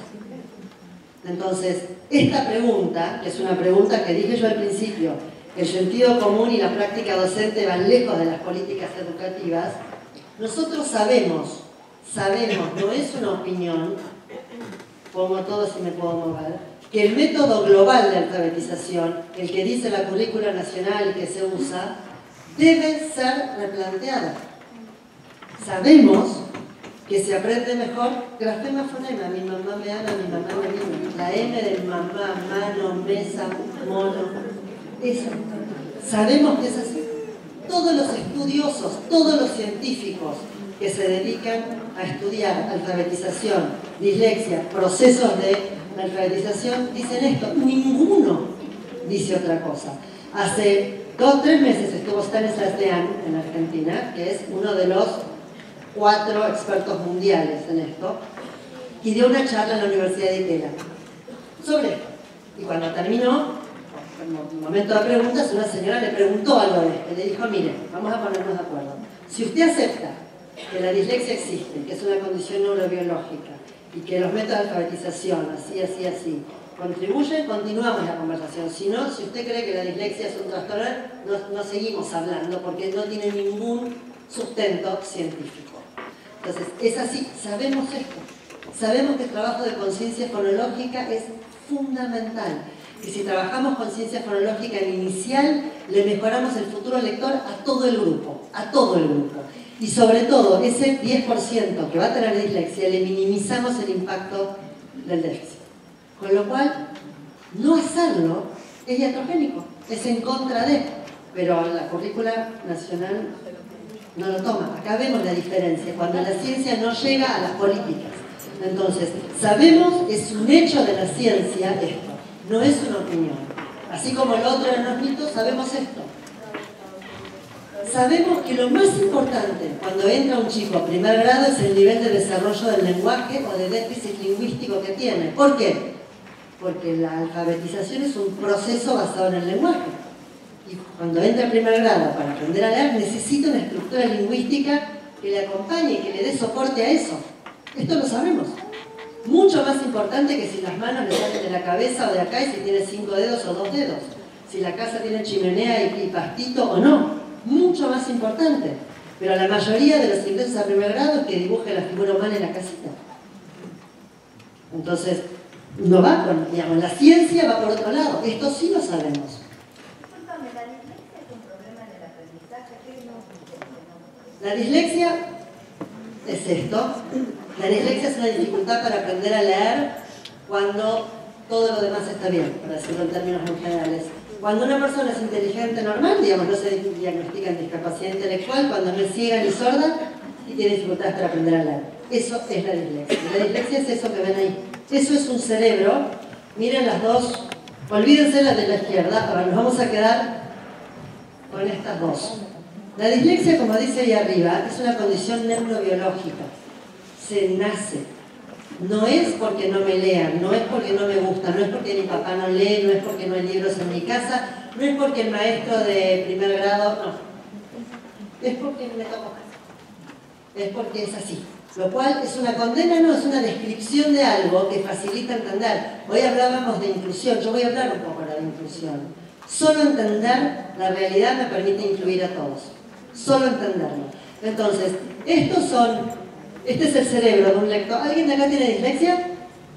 Allá, muy bien. Ustedes son ellos. Los demás somos estos. Los que no tenemos dislexia, cuando leemos, este es nuestro cerebro, las áreas amarillas y rojas es lo que se enciende, lo que reclutamos. ¿Se acuerdan que yo les dije que reclutamos? Son las áreas que usamos para leer.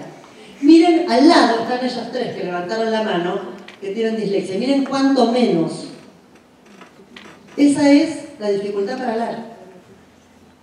Esto lo sabemos, lo podemos ver. Ahora tenemos técnicas para verlo, antes no teníamos. Esta es la neurociencia. Poder ver, entender un montón de procesos que antes eran hipótesis. Ahora dejaron de ser una hipótesis, son un hecho. Así como es un hecho lo del método de alfabetización, este es un hecho y este también es un hecho. La relación entre dislexia e inteligencia no existe. No tiene que ver. El cuadrito de este lado, la curva de arriba es el nivel cognitivo, la inteligencia entre comillas, y en la línea de abajo es la lectura. En los que no somos disléxicos hay una cierta correlación. El otro, el rojo, son los tres que levantaron la mano, que tienen dislexia, y que su nivel cognitivo y su nivel lector están totalmente separados. Totalmente separados. Sabemos que la dislexia y el nivel cognitivo son cosas distintas. Lo cual no quiere decir que un chico que no pueda hablar no se sienta tonto. Pero es nuestro trabajo explicarle, enseñarle y ayudarle. Entonces, pero sabemos, estos son hechos las neurociencias, de vuelta, no son opiniones, son hechos. Ustedes y ahora les voy a contar una historia que ahora se hizo bastante popular en los diarios porque se está pensando en varios distritos educativos de la Argentina. Y es muy importante que se piense. Tiene que ver con esto. El número, tiene un número, en el cuestionario ustedes figuran, dice el ritmo circadiano, lo que se llama el reloj biológico, cambia durante la adolescencia, causando que los alumnos estén cansados durante la primera hora del día escolar. ¿Quién dice que esto es así? Bien. ¿Quién dice que los adolescentes están cansados en la mañana porque se acostaron tarde? Bien. Aunque no se acuesten tarde, se despiertan tarde. Es un hecho. Es un hecho de la ciencia. Hay cambios hormonales a partir de la pubertad que corren el reloj biológico unas horas.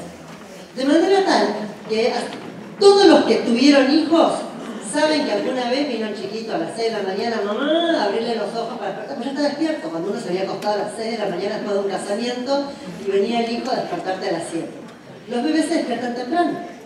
Y a medida que los chicos crecen, una de las cosas que los padres respiramos aliviados es que empiezan a dormir un poquito hasta más tarde. Un poquito. ¿Por qué? Porque forma parte del acomodamiento del reloj biológico. La ciencia puede ver esto. Es decir, esto es el ritmo. El azul es cuando estamos más dormidos y el amarillo es cuando estamos más despiertos. Y la realidad es que sabemos fehacientemente que los adolescentes, aunque no se acuesten tarde, si los dejas duermen hasta más tarde. Algunos no, pero en general como grupo sí. ¿Por qué? Porque les cambia el reloj biológico por cuestiones hormonales. Esto es un hecho. Esto es un hecho en la neurociencia. De hecho, esta es la hora, ahí figura, a las 10 de la mañana es la alerta máxima en un adolescente. Hace unos 10 años en Inglaterra, en un distrito escolar al norte de Londres, se estaban devanando los sesos para tratar de resolver un problema mayúsculo que tenían, es que los alumnos de secundaria eran un desastre. Un desastre. No podían, el distrito escolar no podía mejorar su rendimiento como distrito. Y estaban muy preocupados, probaron todo. Más maestro, menos maestro, cambiaron de todo, hasta que usaron la ciencia. Y dijeron, bueno, que no vengan 7:30, que vengan a las 9. Y al cabo de un año levantaron 20% el rendimiento escolar. Un país piensa en levantar 20% el rendimiento en 50 años, para que se ubiquen. La escuela lo levantó en un año, solo cambiando el horario de ingreso, nada más. ¿Por qué? Porque, típico, a las escuelas les ponemos física o química en la primera hora para que estén fresquitos. Es así. Entonces, es muy difícil cambiar eso, porque los padres van a trabajar, porque es muy difícil cambiar esto. Pero yo podría decir, muy bien, de 7:30, 8 menos cuarto, 8, 7 y cuarto que entren, hasta las 9 y pico, música, teatro, inglés, literatura, gimnasia, cualquier cosa cuya demanda cognitiva sea menor. Y además, si yo le pongo gimnasia, que sé que libera endorfinas y me deja alerta, mejoro el rendimiento después. Cuando alguien se deprime, se lo manda a hacer ejercicio físico, porque el ejercicio físico produce endorfinas que mejoran el sistema cognitivo. Entonces, y esto es llevar la neurociencia al colegio. Es muy simple, pero es out of the box. No es una estrategia de aula, de clase, cómo le enseño el descubrimiento de América. No, es muy simple. Es solamente pensar en esto. Entonces, ¿qué quiere decir? Dije yo hace un rato, desde el punto de vista de las neurociencias aprender. Y es esto, es reforzar las redes. Y entonces hay dos conceptos que están vilipendiados y que cualquier docente dice, ay no, eso no, que son muy importantes, que es la imitación. Uno la imitación y otro la repetición y la corrección. Porque cuando yo repito, fortalezco la red neural. Y aprender por imitación, que es algo que desde Piaget se consideró que no era un aprendizaje, era una copia, que para aprender hay que construir. Bueno, yo puedo construir algunas cosas e imitar otras. ¿Por qué? Alguien que haga robótica sabe que recién ahora, después de 50 años de trabajo en robótica, se está logrando que un robot imite. Porque para imitar se necesitan tantos procesos cognitivos que no logramos hacerlo. Hay que, atención, memoria, un montón de cosas que no se lograban. Entonces, es muy complejo cognitivamente. Pero que ayer decía, también sabemos, que los chicos hasta los 2 años no pueden imitar algo que vieron y hacerlo después. Y nosotros, gracias a las neurociencias, sabemos que a los 4 meses y a los 6 ya lo pueden hacer. Entonces, ¿eso quiere decir que Piaget se equivocó en todo? No, quiere decir que la imitación es algo que el ser humano maneja de muy chiquitos. Y además, lo más maravilloso es que un chico de menos de 1 año puede imitar algo que vio hacer, por ejemplo, que él trata de poner un cubito en una pecera y no puede, se le cae afuera, pero el chiquito agarra el cubito y lo mete en la pecera. Puede imitar con el resultado correcto, puede inferir el resultado correcto. Todo esto me cambia drásticamente cómo pienso yo a los niños. Entonces, esto es neurociencia. Ella es neurociencia, que está ahí charlándonos desde el pasillo. Entonces, y lo otro es el tema de la corrección. Piensen que si yo trabajo por ensayo y error, que está buenísimo, pero si yo no corrijo pronto el error, ese error es una red neural que se fija. Entonces después la tengo que desandar, tengo que volver para atrás. Por eso yo puedo trabajar prueba y error con corrección rápida. Lo que no tengo que hacer es dejar que esto se fije, porque si no estoy permitiendo construcciones de redes innecesarias que bloquean otras. Esto es en términos generales respecto a neurociencia y educación. Yo quiero hablar ahora brevemente, para cerrar, de esto. Que yo lo dije al comienzo, la heterogeneidad es la norma del sistema educativo, pero el sistema educativo es homogéneo. Hay grados, primero, segundo, tercero, cuarto, quinto. Eso es homogéneo, si no, no sería así. No es homogénea la Waldorf, por ejemplo. La pedagogía Waldorf tiene otro criterio de homogeneidad. Tiene otro, no es que no tiene ninguno. Pero a pesar de esto, y que la escuela se dice, la escuela heterogénea, tiene reglas rígidas para todos igual. Quiere decir que no contempla la diversidad. Por ejemplo, y todos van a conocer, no se puede repetir. Nadie puede repetir. Es decir, es como decir todos tienen que repetir. ¿Por qué no puedo observar las diferencias? Primero, segundo y tercero son un bloque, para todos. Ahora, después de tercero te caes en la laguna, no te levanta nadie. Y que nadie puede hacer permanencia en la salita del jardín de infantes. ¿Por qué nadie? Si es heterogéneo, si yo estoy hablando que el sistema educativo es heterogéneo, y esto figura en cualquier currícula nacional, ¿por qué es para todos o para ninguno? ¿Por qué no puedo observar las diferencias? Entonces, el desafío es este, es educar a todos de manera sincrónica, respetando las individualidades. Es decir, si no puedo tener grados, no puedo tener sistema educativo local, bueno, me lo puedo replantear. Hay gente que se lo replantea. Las conversaciones sobre educación del siglo XXI tienen que ver con esto. Pero mientras tengamos esto, yo no voy a hacer esto. Los tengo todos juntos, pero no es a eso lo que voy. Yo tengo que reconocer estas diferencias. Y entonces viene la famosa fotito esta que la deben haber visto, y que dice que ese es nuestro sistema educativo. El señor está sentado en Darwin y dice, para una prueba justa, todos van a tomar el mismo examen, por favor, trepe el árbol. Y eso se muestra como la injusticia de nuestro sistema educativo. Y yo desde hace un tiempo cuento la misma historia. Yo usaba esto para empezar mis charlas, hasta que un día dando la charla dije, me equivoqué. Estoy diciendo algo que no es correcto. Estoy diciendo algo que tiene un problema. Y el problema es este. Todos los chicos trepan el árbol, salvo uno o dos. Los chicos no son pajaritos, foca y elefante. Son chicos distintos, pero son una única especie. Esa es la heterogeneidad y la homogeneidad. No son especies distintas. Somos mucho más parecidos. Y de hecho, a lo largo de los años, hacen los mismos gestos. La foto de arriba y la foto de abajo. Los chicos son iguales. Yo de chica y vos de chico. Otro juego, pero chicos. Entonces, ¿qué me muestra cuando yo veo a los chicos? ¿Quién necesita más de mí? ¿Quién necesita menos de mí? La realidad es que yo tengo un aula para la diversidad. Y en esto la neurociencia puede contribuir un montón a entender la diversidad, a ayudarnos a ustedes a ver y a entender la diversidad.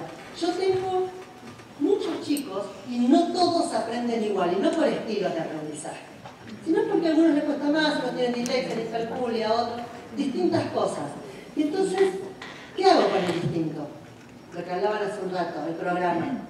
¿Qué hago con ese distinto? Con el rojo. ¿Nos vestimos todos de rojo? ¿Y hacemos de cuenta que acá no ha pasado nada? ¿Nos vestimos todos, lo vestimos a él de azul y lo forzamos a que se parezca a la media? ¿O reconocemos la diversidad? Esta parecería ser el camino. Mucho más trabajoso. Y acá es un trabajo conjunto, porque la diversidad se las podemos ayudar a ver. Es más, hay un concepto interesantísimo que es el de neurodiversidad. Es un poco esto, todos somos un poco distintos y un poco parecidos. Vale la pena explorar el concepto. Y es un concepto muy útil en entender que es para todos, incluyendo todas las dificultades. Ustedes pueden tener chicos con autismo, con discapacidad intelectual, con déficit atencional, trastornos del lenguaje, de todo un poco. Pero ustedes en el aula tienen a todos. Y es el trabajo del colegio y del docente. Hablábamos hace un rato, cuando nosotros éramos chicos no había psicopedagogos y maestros particulares para todo el mundo, lo hacían ustedes. Cada vez más el colegio recurre afuera, cada vez más se le pide al docente que haga... Digamos, hay cierta cosa como perversa en el sistema, que se fue como embrollando. Entonces, en esto sí podemos trabajar juntos, desarmémoslo, pensemos quién necesita.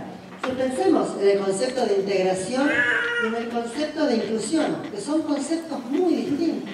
En uno estoy pensando en el que integra y en otro estoy pensando en todos. En uno hay un distinto, en el otro somos todos. Y entonces podemos ayudar en esto, en entender, todos ven ahí, me quedo acá porque tengo que pasarlas rápido, disculpen. En entender quién necesita integrarse. ¿El que está afuera? ¿El que está en silla de ruedas o el que se quedó solito? ¿Cómo saben ustedes quién necesita? ¿Todos los chicos necesitan integración? No, pero estar incluidos en la educación sí, porque para eso es la educación. Cuando yo los veo, el famoso trastorno silencioso, la dislexia, ¿cómo sé? Probablemente no sea el de la silla de ruedas el que necesite, lo que hablábamos hoy en la universidad, él necesita una rampa, pero los disléxicos necesitan que se hagan un montón de adecuaciones para ellos. Y no se ve, no tengo forma de saberlo. Entonces, yo les dije que les iba a contar de Finlandia, y les voy a contar esto un poquito. Finlandia usó la ciencia para meterla dentro del sistema. El sistema educativo finlandés tiene 10 años, de los 6 a los 16, obligatorios. Pero la mayoría van al jardín igual, aunque no sea obligatorio. ¿Y qué hace la escuela? Hay una escuela pública para todos, donde va el dentista y el pediatra, porque como la salud y la educación son públicas, todos los chicos tienen el mismo pediatra y el mismo dentista en la zona, entonces van a la escuela. Salud para todos, están todos en la escuela. El 30% de la población escolar finlandesa está en educación especial, en la escuela. ¿Por qué? Porque tienen ese concepto, ambientes educativos únicos que reconozcan las diferencias individuales, la heterogeneidad y la homogeneidad. Y tienen un concepto muy importante, que es lo que está abajo. Desde chiquitos van viendo qué dificultades presenta cada uno de los chicos y lo siguen, y lo siguen. Lo que hacen es ver las diferencias, no las anulan, no hacen de cuenta que todos somos iguales. Entienden que todos somos distintos y que algunos necesitan un poquito de esto o un poquito de lo otro. Y eso es lo que hace que el sistema finlandés pueda emparejar a todos en el buen sentido de emparejar, darle todas las herramientas. Entonces, básicamente, ¿qué necesita un chico en la escuela? Necesita un docente que haga su trabajo, es decir, que eduque y que enseñe, y que lo haga con amor, porque sin una relación empática, amorosa y cariñosa con sus alumnos, todo lo que hicieron no sirve para nada. Se necesita esto, por eso sabemos que no es lo mismo la educación a distancia que la educación en persona, no es lo mismo. Hay un estudio maravilloso que se hizo en enseñarle chino mandarín a chicos muy chiquitos. Entonces había el mismo chino mandarín y 3 grupos de chicos año en Estados Unidos, hablantes ingleses. Entonces a un grupo iba chino mandarín y les hablaba con un libro, les hablaba chino mandarín. A otro grupo el chino estaba grabado en televisión y hacía exactamente lo mismo, pero en una televisión. Y al último grupo los chicos lo escuchaban con auriculares. ¿Y qué pasó? Solo aprendieron chino mandarín los primeros. Los primeros aprendieron chino mandarín. Todas las inflexiones sonoras, que son muy difíciles, este grupo las manejó a la perfección como hablantes nativos. Los otros 2 grupos no. ¿Por qué? Por la persona, por el Señor, por la empatía, por la cognición social, porque somos seres sociales, no lo podemos separar. Entonces está buenísima la tecnología en el aula, está buenísima la educación a distancia, además de suplirla va a ser difícil, va a requerir un montón de cosas, pero sí sabemos que es importante esto. Y además necesita conocimiento al docente. Y acá es donde la neurociencia tiene mucho que aportar. Cuando necesita más, cuando necesita distinto. Entonces vuelvo al concepto de heterogeneidad. El concepto de heterogeneidad es probablemente lo más importante para mí que ustedes se lleven hoy de acá. Que el sistema es homogéneo, pero tiene una población heterogénea y que para igualar tengo que conocer las diferencias. No puedo igualar si yo no sé las diferencias entre los chicos. Y además, una vez que tengo las diferencias, tengo que tomar decisiones de acuerdo a las diferencias. No tengo que tomar decisiones porque me parece que. Tengo que tomar decisiones porque sé que, porque observé que. Y entonces, si yo voy a ver un partido de fútbol y miro de atrás, estoy sentada y veo a los chicos que están mirando el partido, y veo a los chicos que están mirando, pero si yo me acerco, veo que no hay 2, hay 3. Y uno de los chicos no ve el partido, yo no lo veía, y el pobrecito que está acá abajo no tiene idea de fútbol, tenis, rugby o una película, porque no lo ve. Y si yo uso mi conocimiento, y esta es la tarea del docente, esto es lo que ustedes tienen que hacer. Tienen que repartir los banquitos para que todos vean el partido. Eso es usar la ciencia para mejorar la educación. No le sacan nada a nadie. Mejoran la vida a los 3. Porque este chico no lo necesitaba y al otro chiquito está viendo el partido. Esa es la educación. Eso es lo que el sistema tiene que hacer y en eso creo que podemos trabajar juntos para mejorar la educación. Muchas gracias.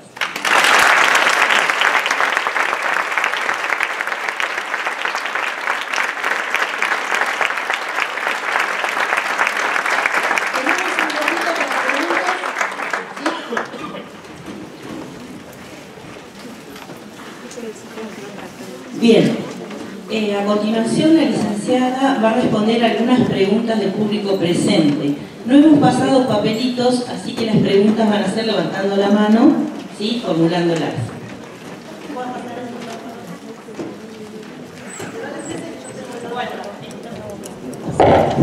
Así todos escuchan las preguntas, ¿sí? Les van a llevar el micrófono.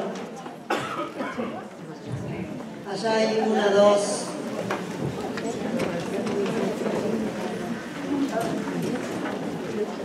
Hola.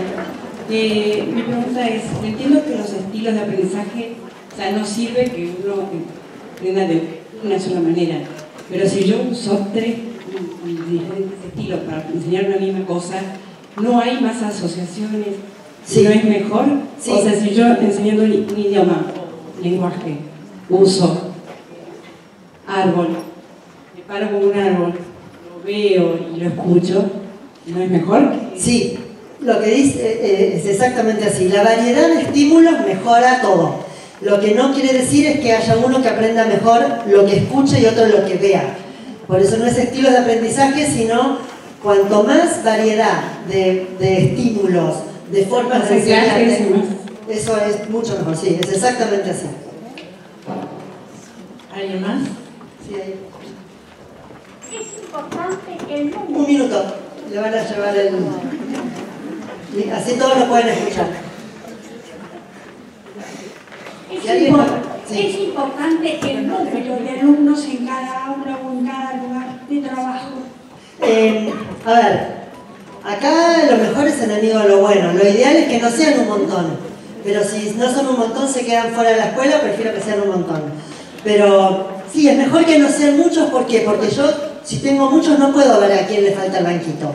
Entonces la realidad es que es mejor que sea un número manejable. Un 14, un 16, un 18, un 20, un 22. 40, la verdad que no es recomendable. La realidad es esa. Pero de vuelta, lo mejor algunas veces es enemigo de lo bueno. Mejor, menos. ¿Qué tal? Yo soy mamá, por eso estoy acá, porque me interesa la educación de mi hijo. Sí. Busco algo alternativo, pero no sé qué, porque hay mucho alternativo hoy en día. Y lo que siempre me planteo es que veo como los 3, 4, 5, 6, 7, todos iguales. A los 3 tienen que aprender esto, esto y esto y esto. A los 4 tienen que aprender esto, esto y esto. Y no es lo que yo quiero para mi hijo. Yo quiero, o sea, desde que nació que respeto su evolución, ¿no? Desde que se sienta, se pone en 4 patas, gatea y ahora camina. Pero ¿cómo hago para mandarlo a salita de 3 y se encuentre con... ¿Andás a ver qué? A ver, sí, tenés una alternativa educativa que es la educación Montessori o Waldorf, que tiene como otros tiempos. No sé si hay acá, pero esa es la alternativa educativa distinta. Ahora, la realidad es que el jardín no es que homogeniza y achata y corta ahí como el dibujito, no es que recorta las cabezas todos iguales. Una escuela donde que funcione más o menos bien, lo que hace es estimular en general, sobre todo en jardín. Y esto yo creo que es muy importante, que la educación en inicial tiene que ser con muchas alternativas, y ahí vale sobre todo lo que decía la señora, digamos, con muchos estímulos y formas distintas, muy libre, con mucho juego. El juego es fundamental en el desarrollo infantil, pero entonces me parece que no hay que tenerle miedo, no es que la escuela inicial te lo va a poner así tipo... lo va a hacer perder la creatividad.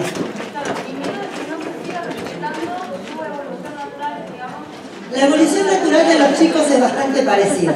Todos más o menos se sientan al mismo tiempo, todos más o menos caminan al año, todos más o menos... Es bastante parecida la evolución. De nada. Sí, quería saber cómo juega la emoción en chicos en contextos familiares desfavorables o sociales en esto de la neurociencia y la aprendizaje. Y eso juega mal, como en todos, digamos, si a cualquiera de nosotros nos pasa algo, tenemos que ir a trabajar, ese día en el trabajo la verdad que vamos a rendir mal. A los chicos les pasa lo mismo. Lamentablemente excede a la escuela la resolución de esos problemas. Lo que sí es importante es que el docente entienda que los chicos algunas veces pueden estar atravesando por situaciones conflictivas transitorias o más permanentes, digamos, que haya fallecido un familiar es transitoria o que sea víctima de violencia familiar es bastante permanente y mucho más dañino. Entonces, en ese caso hay que tratar de ayudar y reportar. Como juega en contra. El estrés juega en contra. O sea, un mínimo, para que el estrés juegue a favor del proceso educativo tiene que ser un nivel mínimo de estrés que fomente lo voy a hacer. No tan largo que yo no lo pueda hacer. Entonces juegan contra, pero lamentablemente no es algo que ustedes pueden manejar. Sí, acá. Hola. Sí, con el tema de la dislexia acá. Sí. ¿Podés no darte cuenta nunca que sos disléxico? ¿O en algún momento de tu vida te das cuenta? Bueno, hay individuos que compensaron bien, que tienen una dislexia muy leve y que se dan cuenta de grandes cuando se diagnostica el hijo. Y dice, con razón a mí me costaba tanto, o tardo 3 días en leer el diario. Entonces sí puede pasar, porque tiene grados la dislexia. Entonces hay gente que realmente, muchas veces uno, pregunta típica de una entrevista, uno pregunta, ¿alguno de ustedes tuvo dificultades de aprendizaje? Y te dicen, sí, yo tuve una maestra que era psicopedagoga. Uno va sumando y se da cuenta que es disléxico. Sí puede pasar. No es lo más frecuente, pero puede pasar, depende de la edad. Hace muchos años no se diagnosticaba dislexia, entonces esa gente pasó subdiagnosticada, lo cual no quiere decir que no haya tenido problemas. Sí. Me parece que yo no estoy en contra, yo creo que tiene que ver con...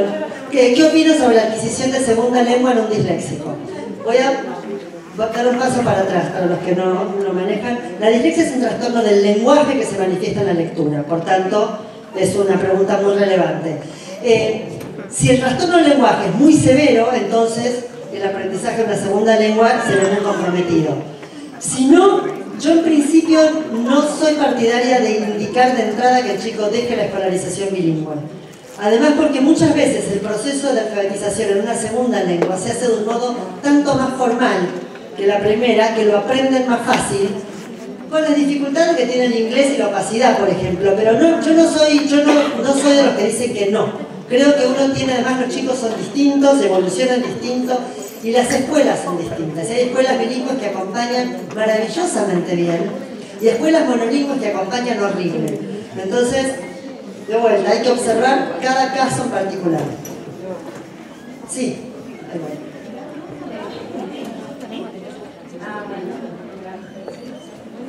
Sí. No se escucha, perdón. No se escucha. No se escucha.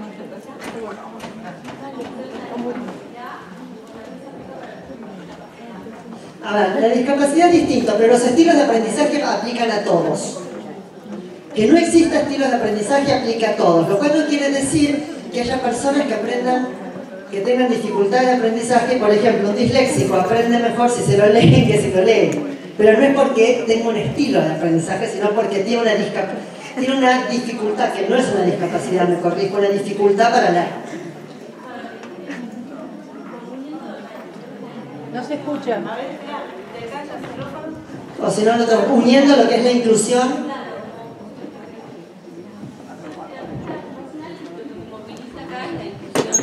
Sí. Entonces, uniendo lo que vos hablabas de la inclusión y el espacio heterogéneo,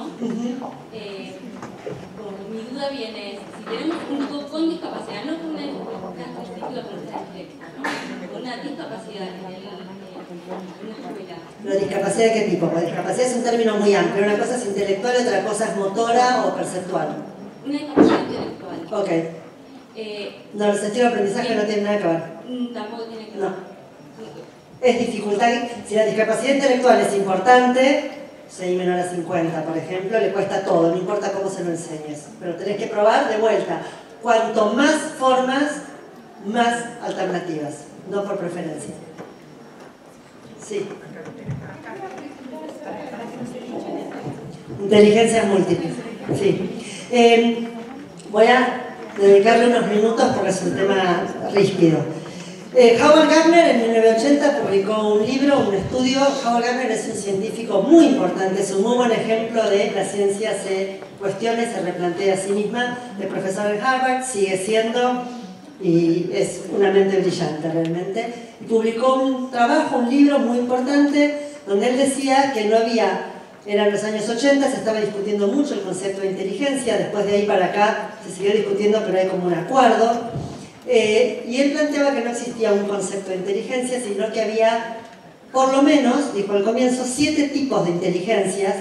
Y lo que él decía es que cada una de estas inteligencias, inteligencia visual, visual no tanto, artística, musical, lingüística, kinestésica, es decir, del movimiento, etcétera, etcétera, y acá viene el punto fundamental. Lo que él decía es que cada una de estas inteligencias correspondía a un circuito neuronal particular. Que cada inteligencia tenía lo que se llama un loci cerebral, un lugar en el cerebro donde se reclutaba. Esta es la teoría de Gardner. Gardner después amplió y dijo, hay más que 7 inteligencias, hay 9, y después dijo, hay 11. Con lo cual, de vuelta, es muy lindo pensar que todos somos inteligentes y no existe el concepto de discapacidad. Pero el concepto de discapacidad existe. Y la idea perdió mucho porque todos son inteligentes a su manera. Es una forma de plantearlo. Howard Gardner en 2002 publicó un trabajo donde dijo, me equivoqué. No hay ni 11, ni 9, ni 7 tipos de inteligencia. No son inteligencias de lo que yo hablaba, porque sobre todo no tienen localización cerebral, que esa era la teoría. No hay localización cerebral para las inteligencias. Hay gente que es más musical. Yo soy un tronco físicamente, la verdad no aprendí a hacer la vertical en mi vida, pero soy muy buena con otras cosas, pero no es que soy inteligente de acá y no soy inteligente de acá. Que uno tenga más habilidades en ciertas áreas no es lo mismo que inteligencia, porque el concepto de Gardner de inteligencia no daba cuenta de conceptos básicos de inteligencia como resolución de problemas, por ejemplo. Entonces, se considera un neuromito desde el punto de vista del aprendizaje. No existen las inteligencias múltiples. Existe la inteligencia, como se llama la inteligencia geo, la inteligencia líquida, que es lo que se considera concepto de inteligencia neurocientífico ahora, y la inteligencia cristalizada, lo que aprendemos. Las dos importan, pero no son inteligencias múltiples. Sí.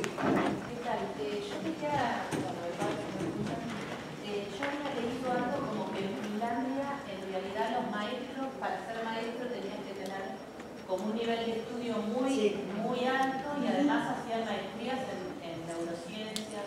Tienen que tener 8.000 horas de formación docente, cuando terminan la educación para ir a la carrera de maestros tienen que presentarse a un examen que aprueban 10%. Pero no depende de las notas que ingresen, depende de las notas y del perfil de cada uno. Puede ser profesor de gimnasia, lo que sea. Es un perfil de gente que busca, la gente suele dar las pruebas más de una vez, y por ahí no entra la primera y entra la segunda, y después de eso tiene una formación universitaria y postuniversitaria y de formación continua, que sí, que incluye mucho más de ciencia que, como hablábamos hoy, de políticas educativas, por ejemplo, aunque también tiene. Pero sí, tiene una formación estrictísima. Es la formación a la que más finlandeses aspiran y en la que menos personas ingresan. ¿Había una listita? Yo te hago una consulta. Sí. Yo trabajo en formación docente y a mí este año me presentó una alumna que el año pasado le descubrieron dislexia. Sí.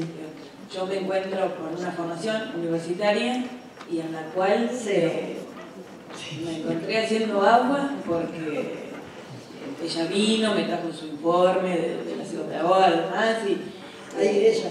Digo, como uno, ¿no? Y bueno, recién lo charlaba con ella, toda su vida transitado sin un diagnóstico, y ahora casi finalizando su carrera,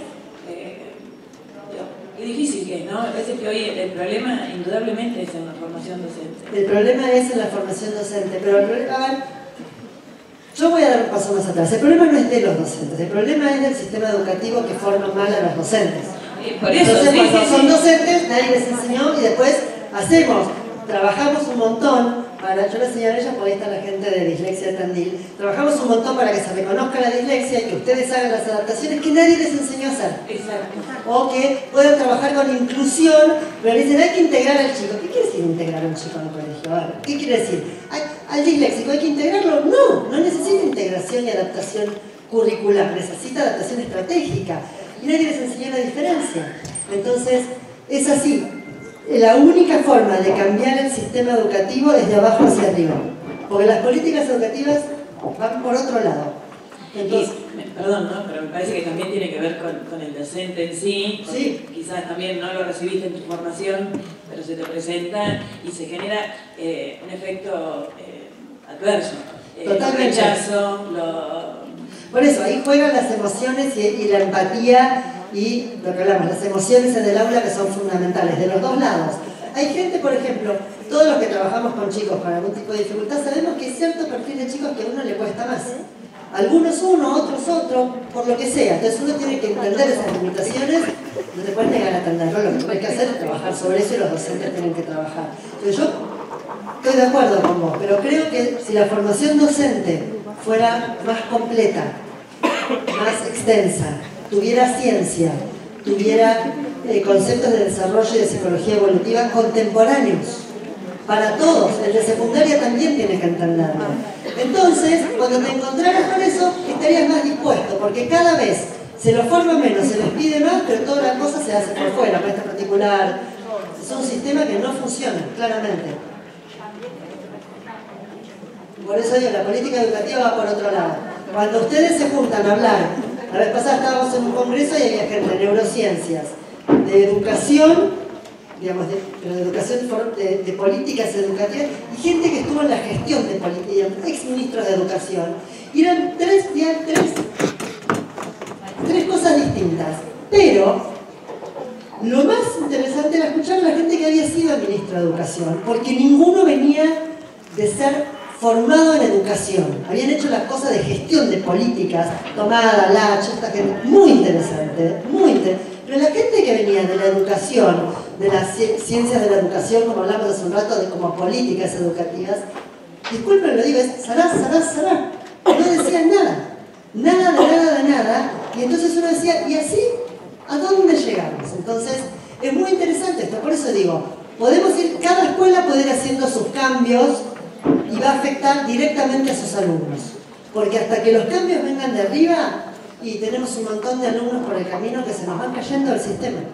Entonces, me parece que esto tiene ese valor, que cada uno se va a ir, y como hablamos después, tiene esto que al día siguiente uno va y es un pequeño cambio. Y si hay 100 acá y cada 100 es un pequeño cambio, y son 100 chicos que se vieron beneficiados, y después otro día vas y haces otro y tenés otros 200 chicos y así. Y eso suma.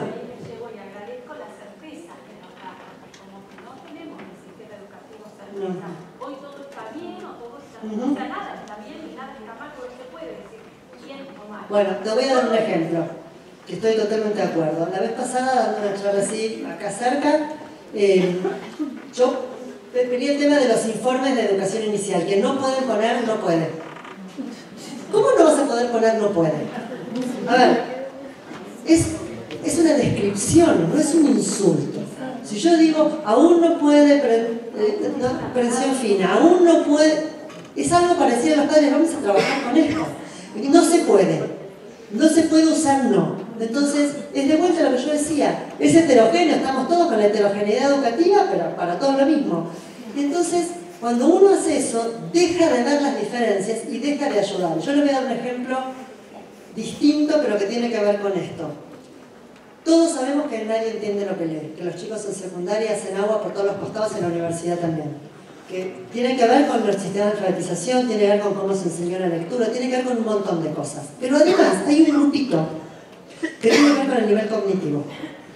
Porque la escuela es heterogénea y hay chicos acá, algunos de nosotros tendremos una IQ, una inteligencia más cerca del 80 y otros más cerca del 120, que es la media baja y la media alta. La diferencia son 40 puntos, es enorme la diferencia. Si ustedes saben esto, pueden entender que tal vez le cuesta más solamente porque le cuesta más. Y entonces, ¿qué hacen? Se lo enseñan de nuevo. Se esfuerzan ustedes para integrarlo a la clase. En vez de llamar a la mamá y decirle, mire, yo no entiendo por qué no puede hacer esto, ¿por qué no lo hace ver? Y va la madre, lo hace ver y... ¿Por qué no pensamos al revés? ¿Qué es esto mismo? Si uno entiende la diferencia, las posibilidades que tiene el grupo, puede entender que hay alguien que le cuesta más hacer un logaritmo, por ejemplo. Y no por eso es tonto, ni tiene que ir a educación especial, ni a la psicopedagoga, ni al neurólogo. Ustedes se tienen que hacer todo eso si es necesario. Porque cuando ustedes decidieron ser docentes, decidieron para el que le va bien y para el que le va mal. Es así.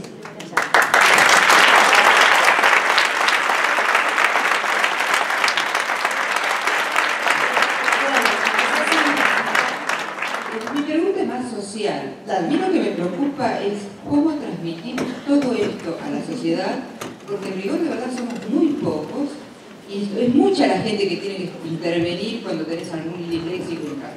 Lo digo por experiencia personal. Entonces, el problema es, yo lo que veo está bárbaro. Yo como docente trabajo con estrategias que ahora recién estoy dándome cuenta de que yo evolucioné con mi dislexia a través de una estrategia que yo misma implementé y porque yo fui diagnosticada a los 20 años. Y lo que decía, antes éramos, no existíamos, sí, no existíamos. Éramos los más lentos, o tenían problemas de visión.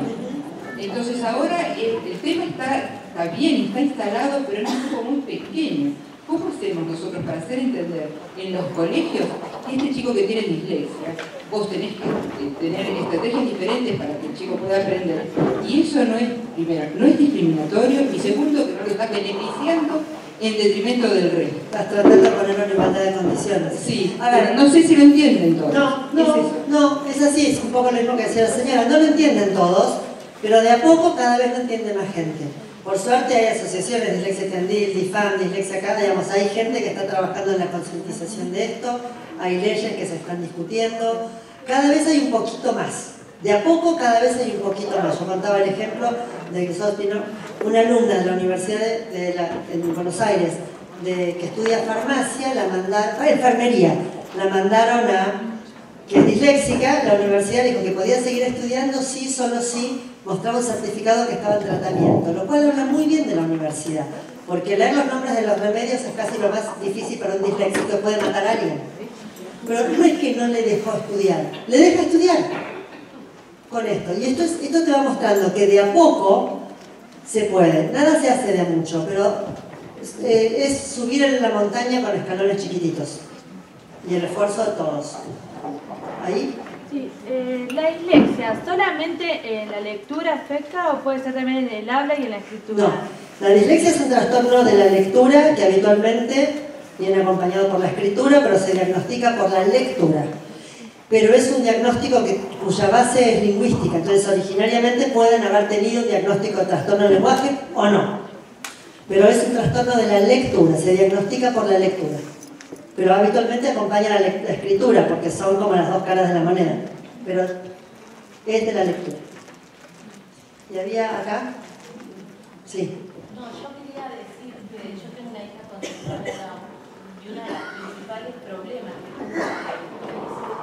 es que en algunos colegios me decían que para ellos ella era igual a todos. A partir de ahí no podía ni hablar, porque si con síndrome de Down es igual a todos, sonamos, ¿no? Sí, serán los hombrecitos de colores. Claro, no podemos hablar nada, no se puede buscar nada, ni buscar ninguna estrategia, porque ella era igual a todos. Con una bandera, ¿no? De mirá que bien es igual a todos. Sí, es eso, hay que conocer las diferencias. No se puede hacer de cuenta que no hay diferencias. Bueno. Bien, si no hay más preguntas, si no hay más, muchas agradecemos gracias. a la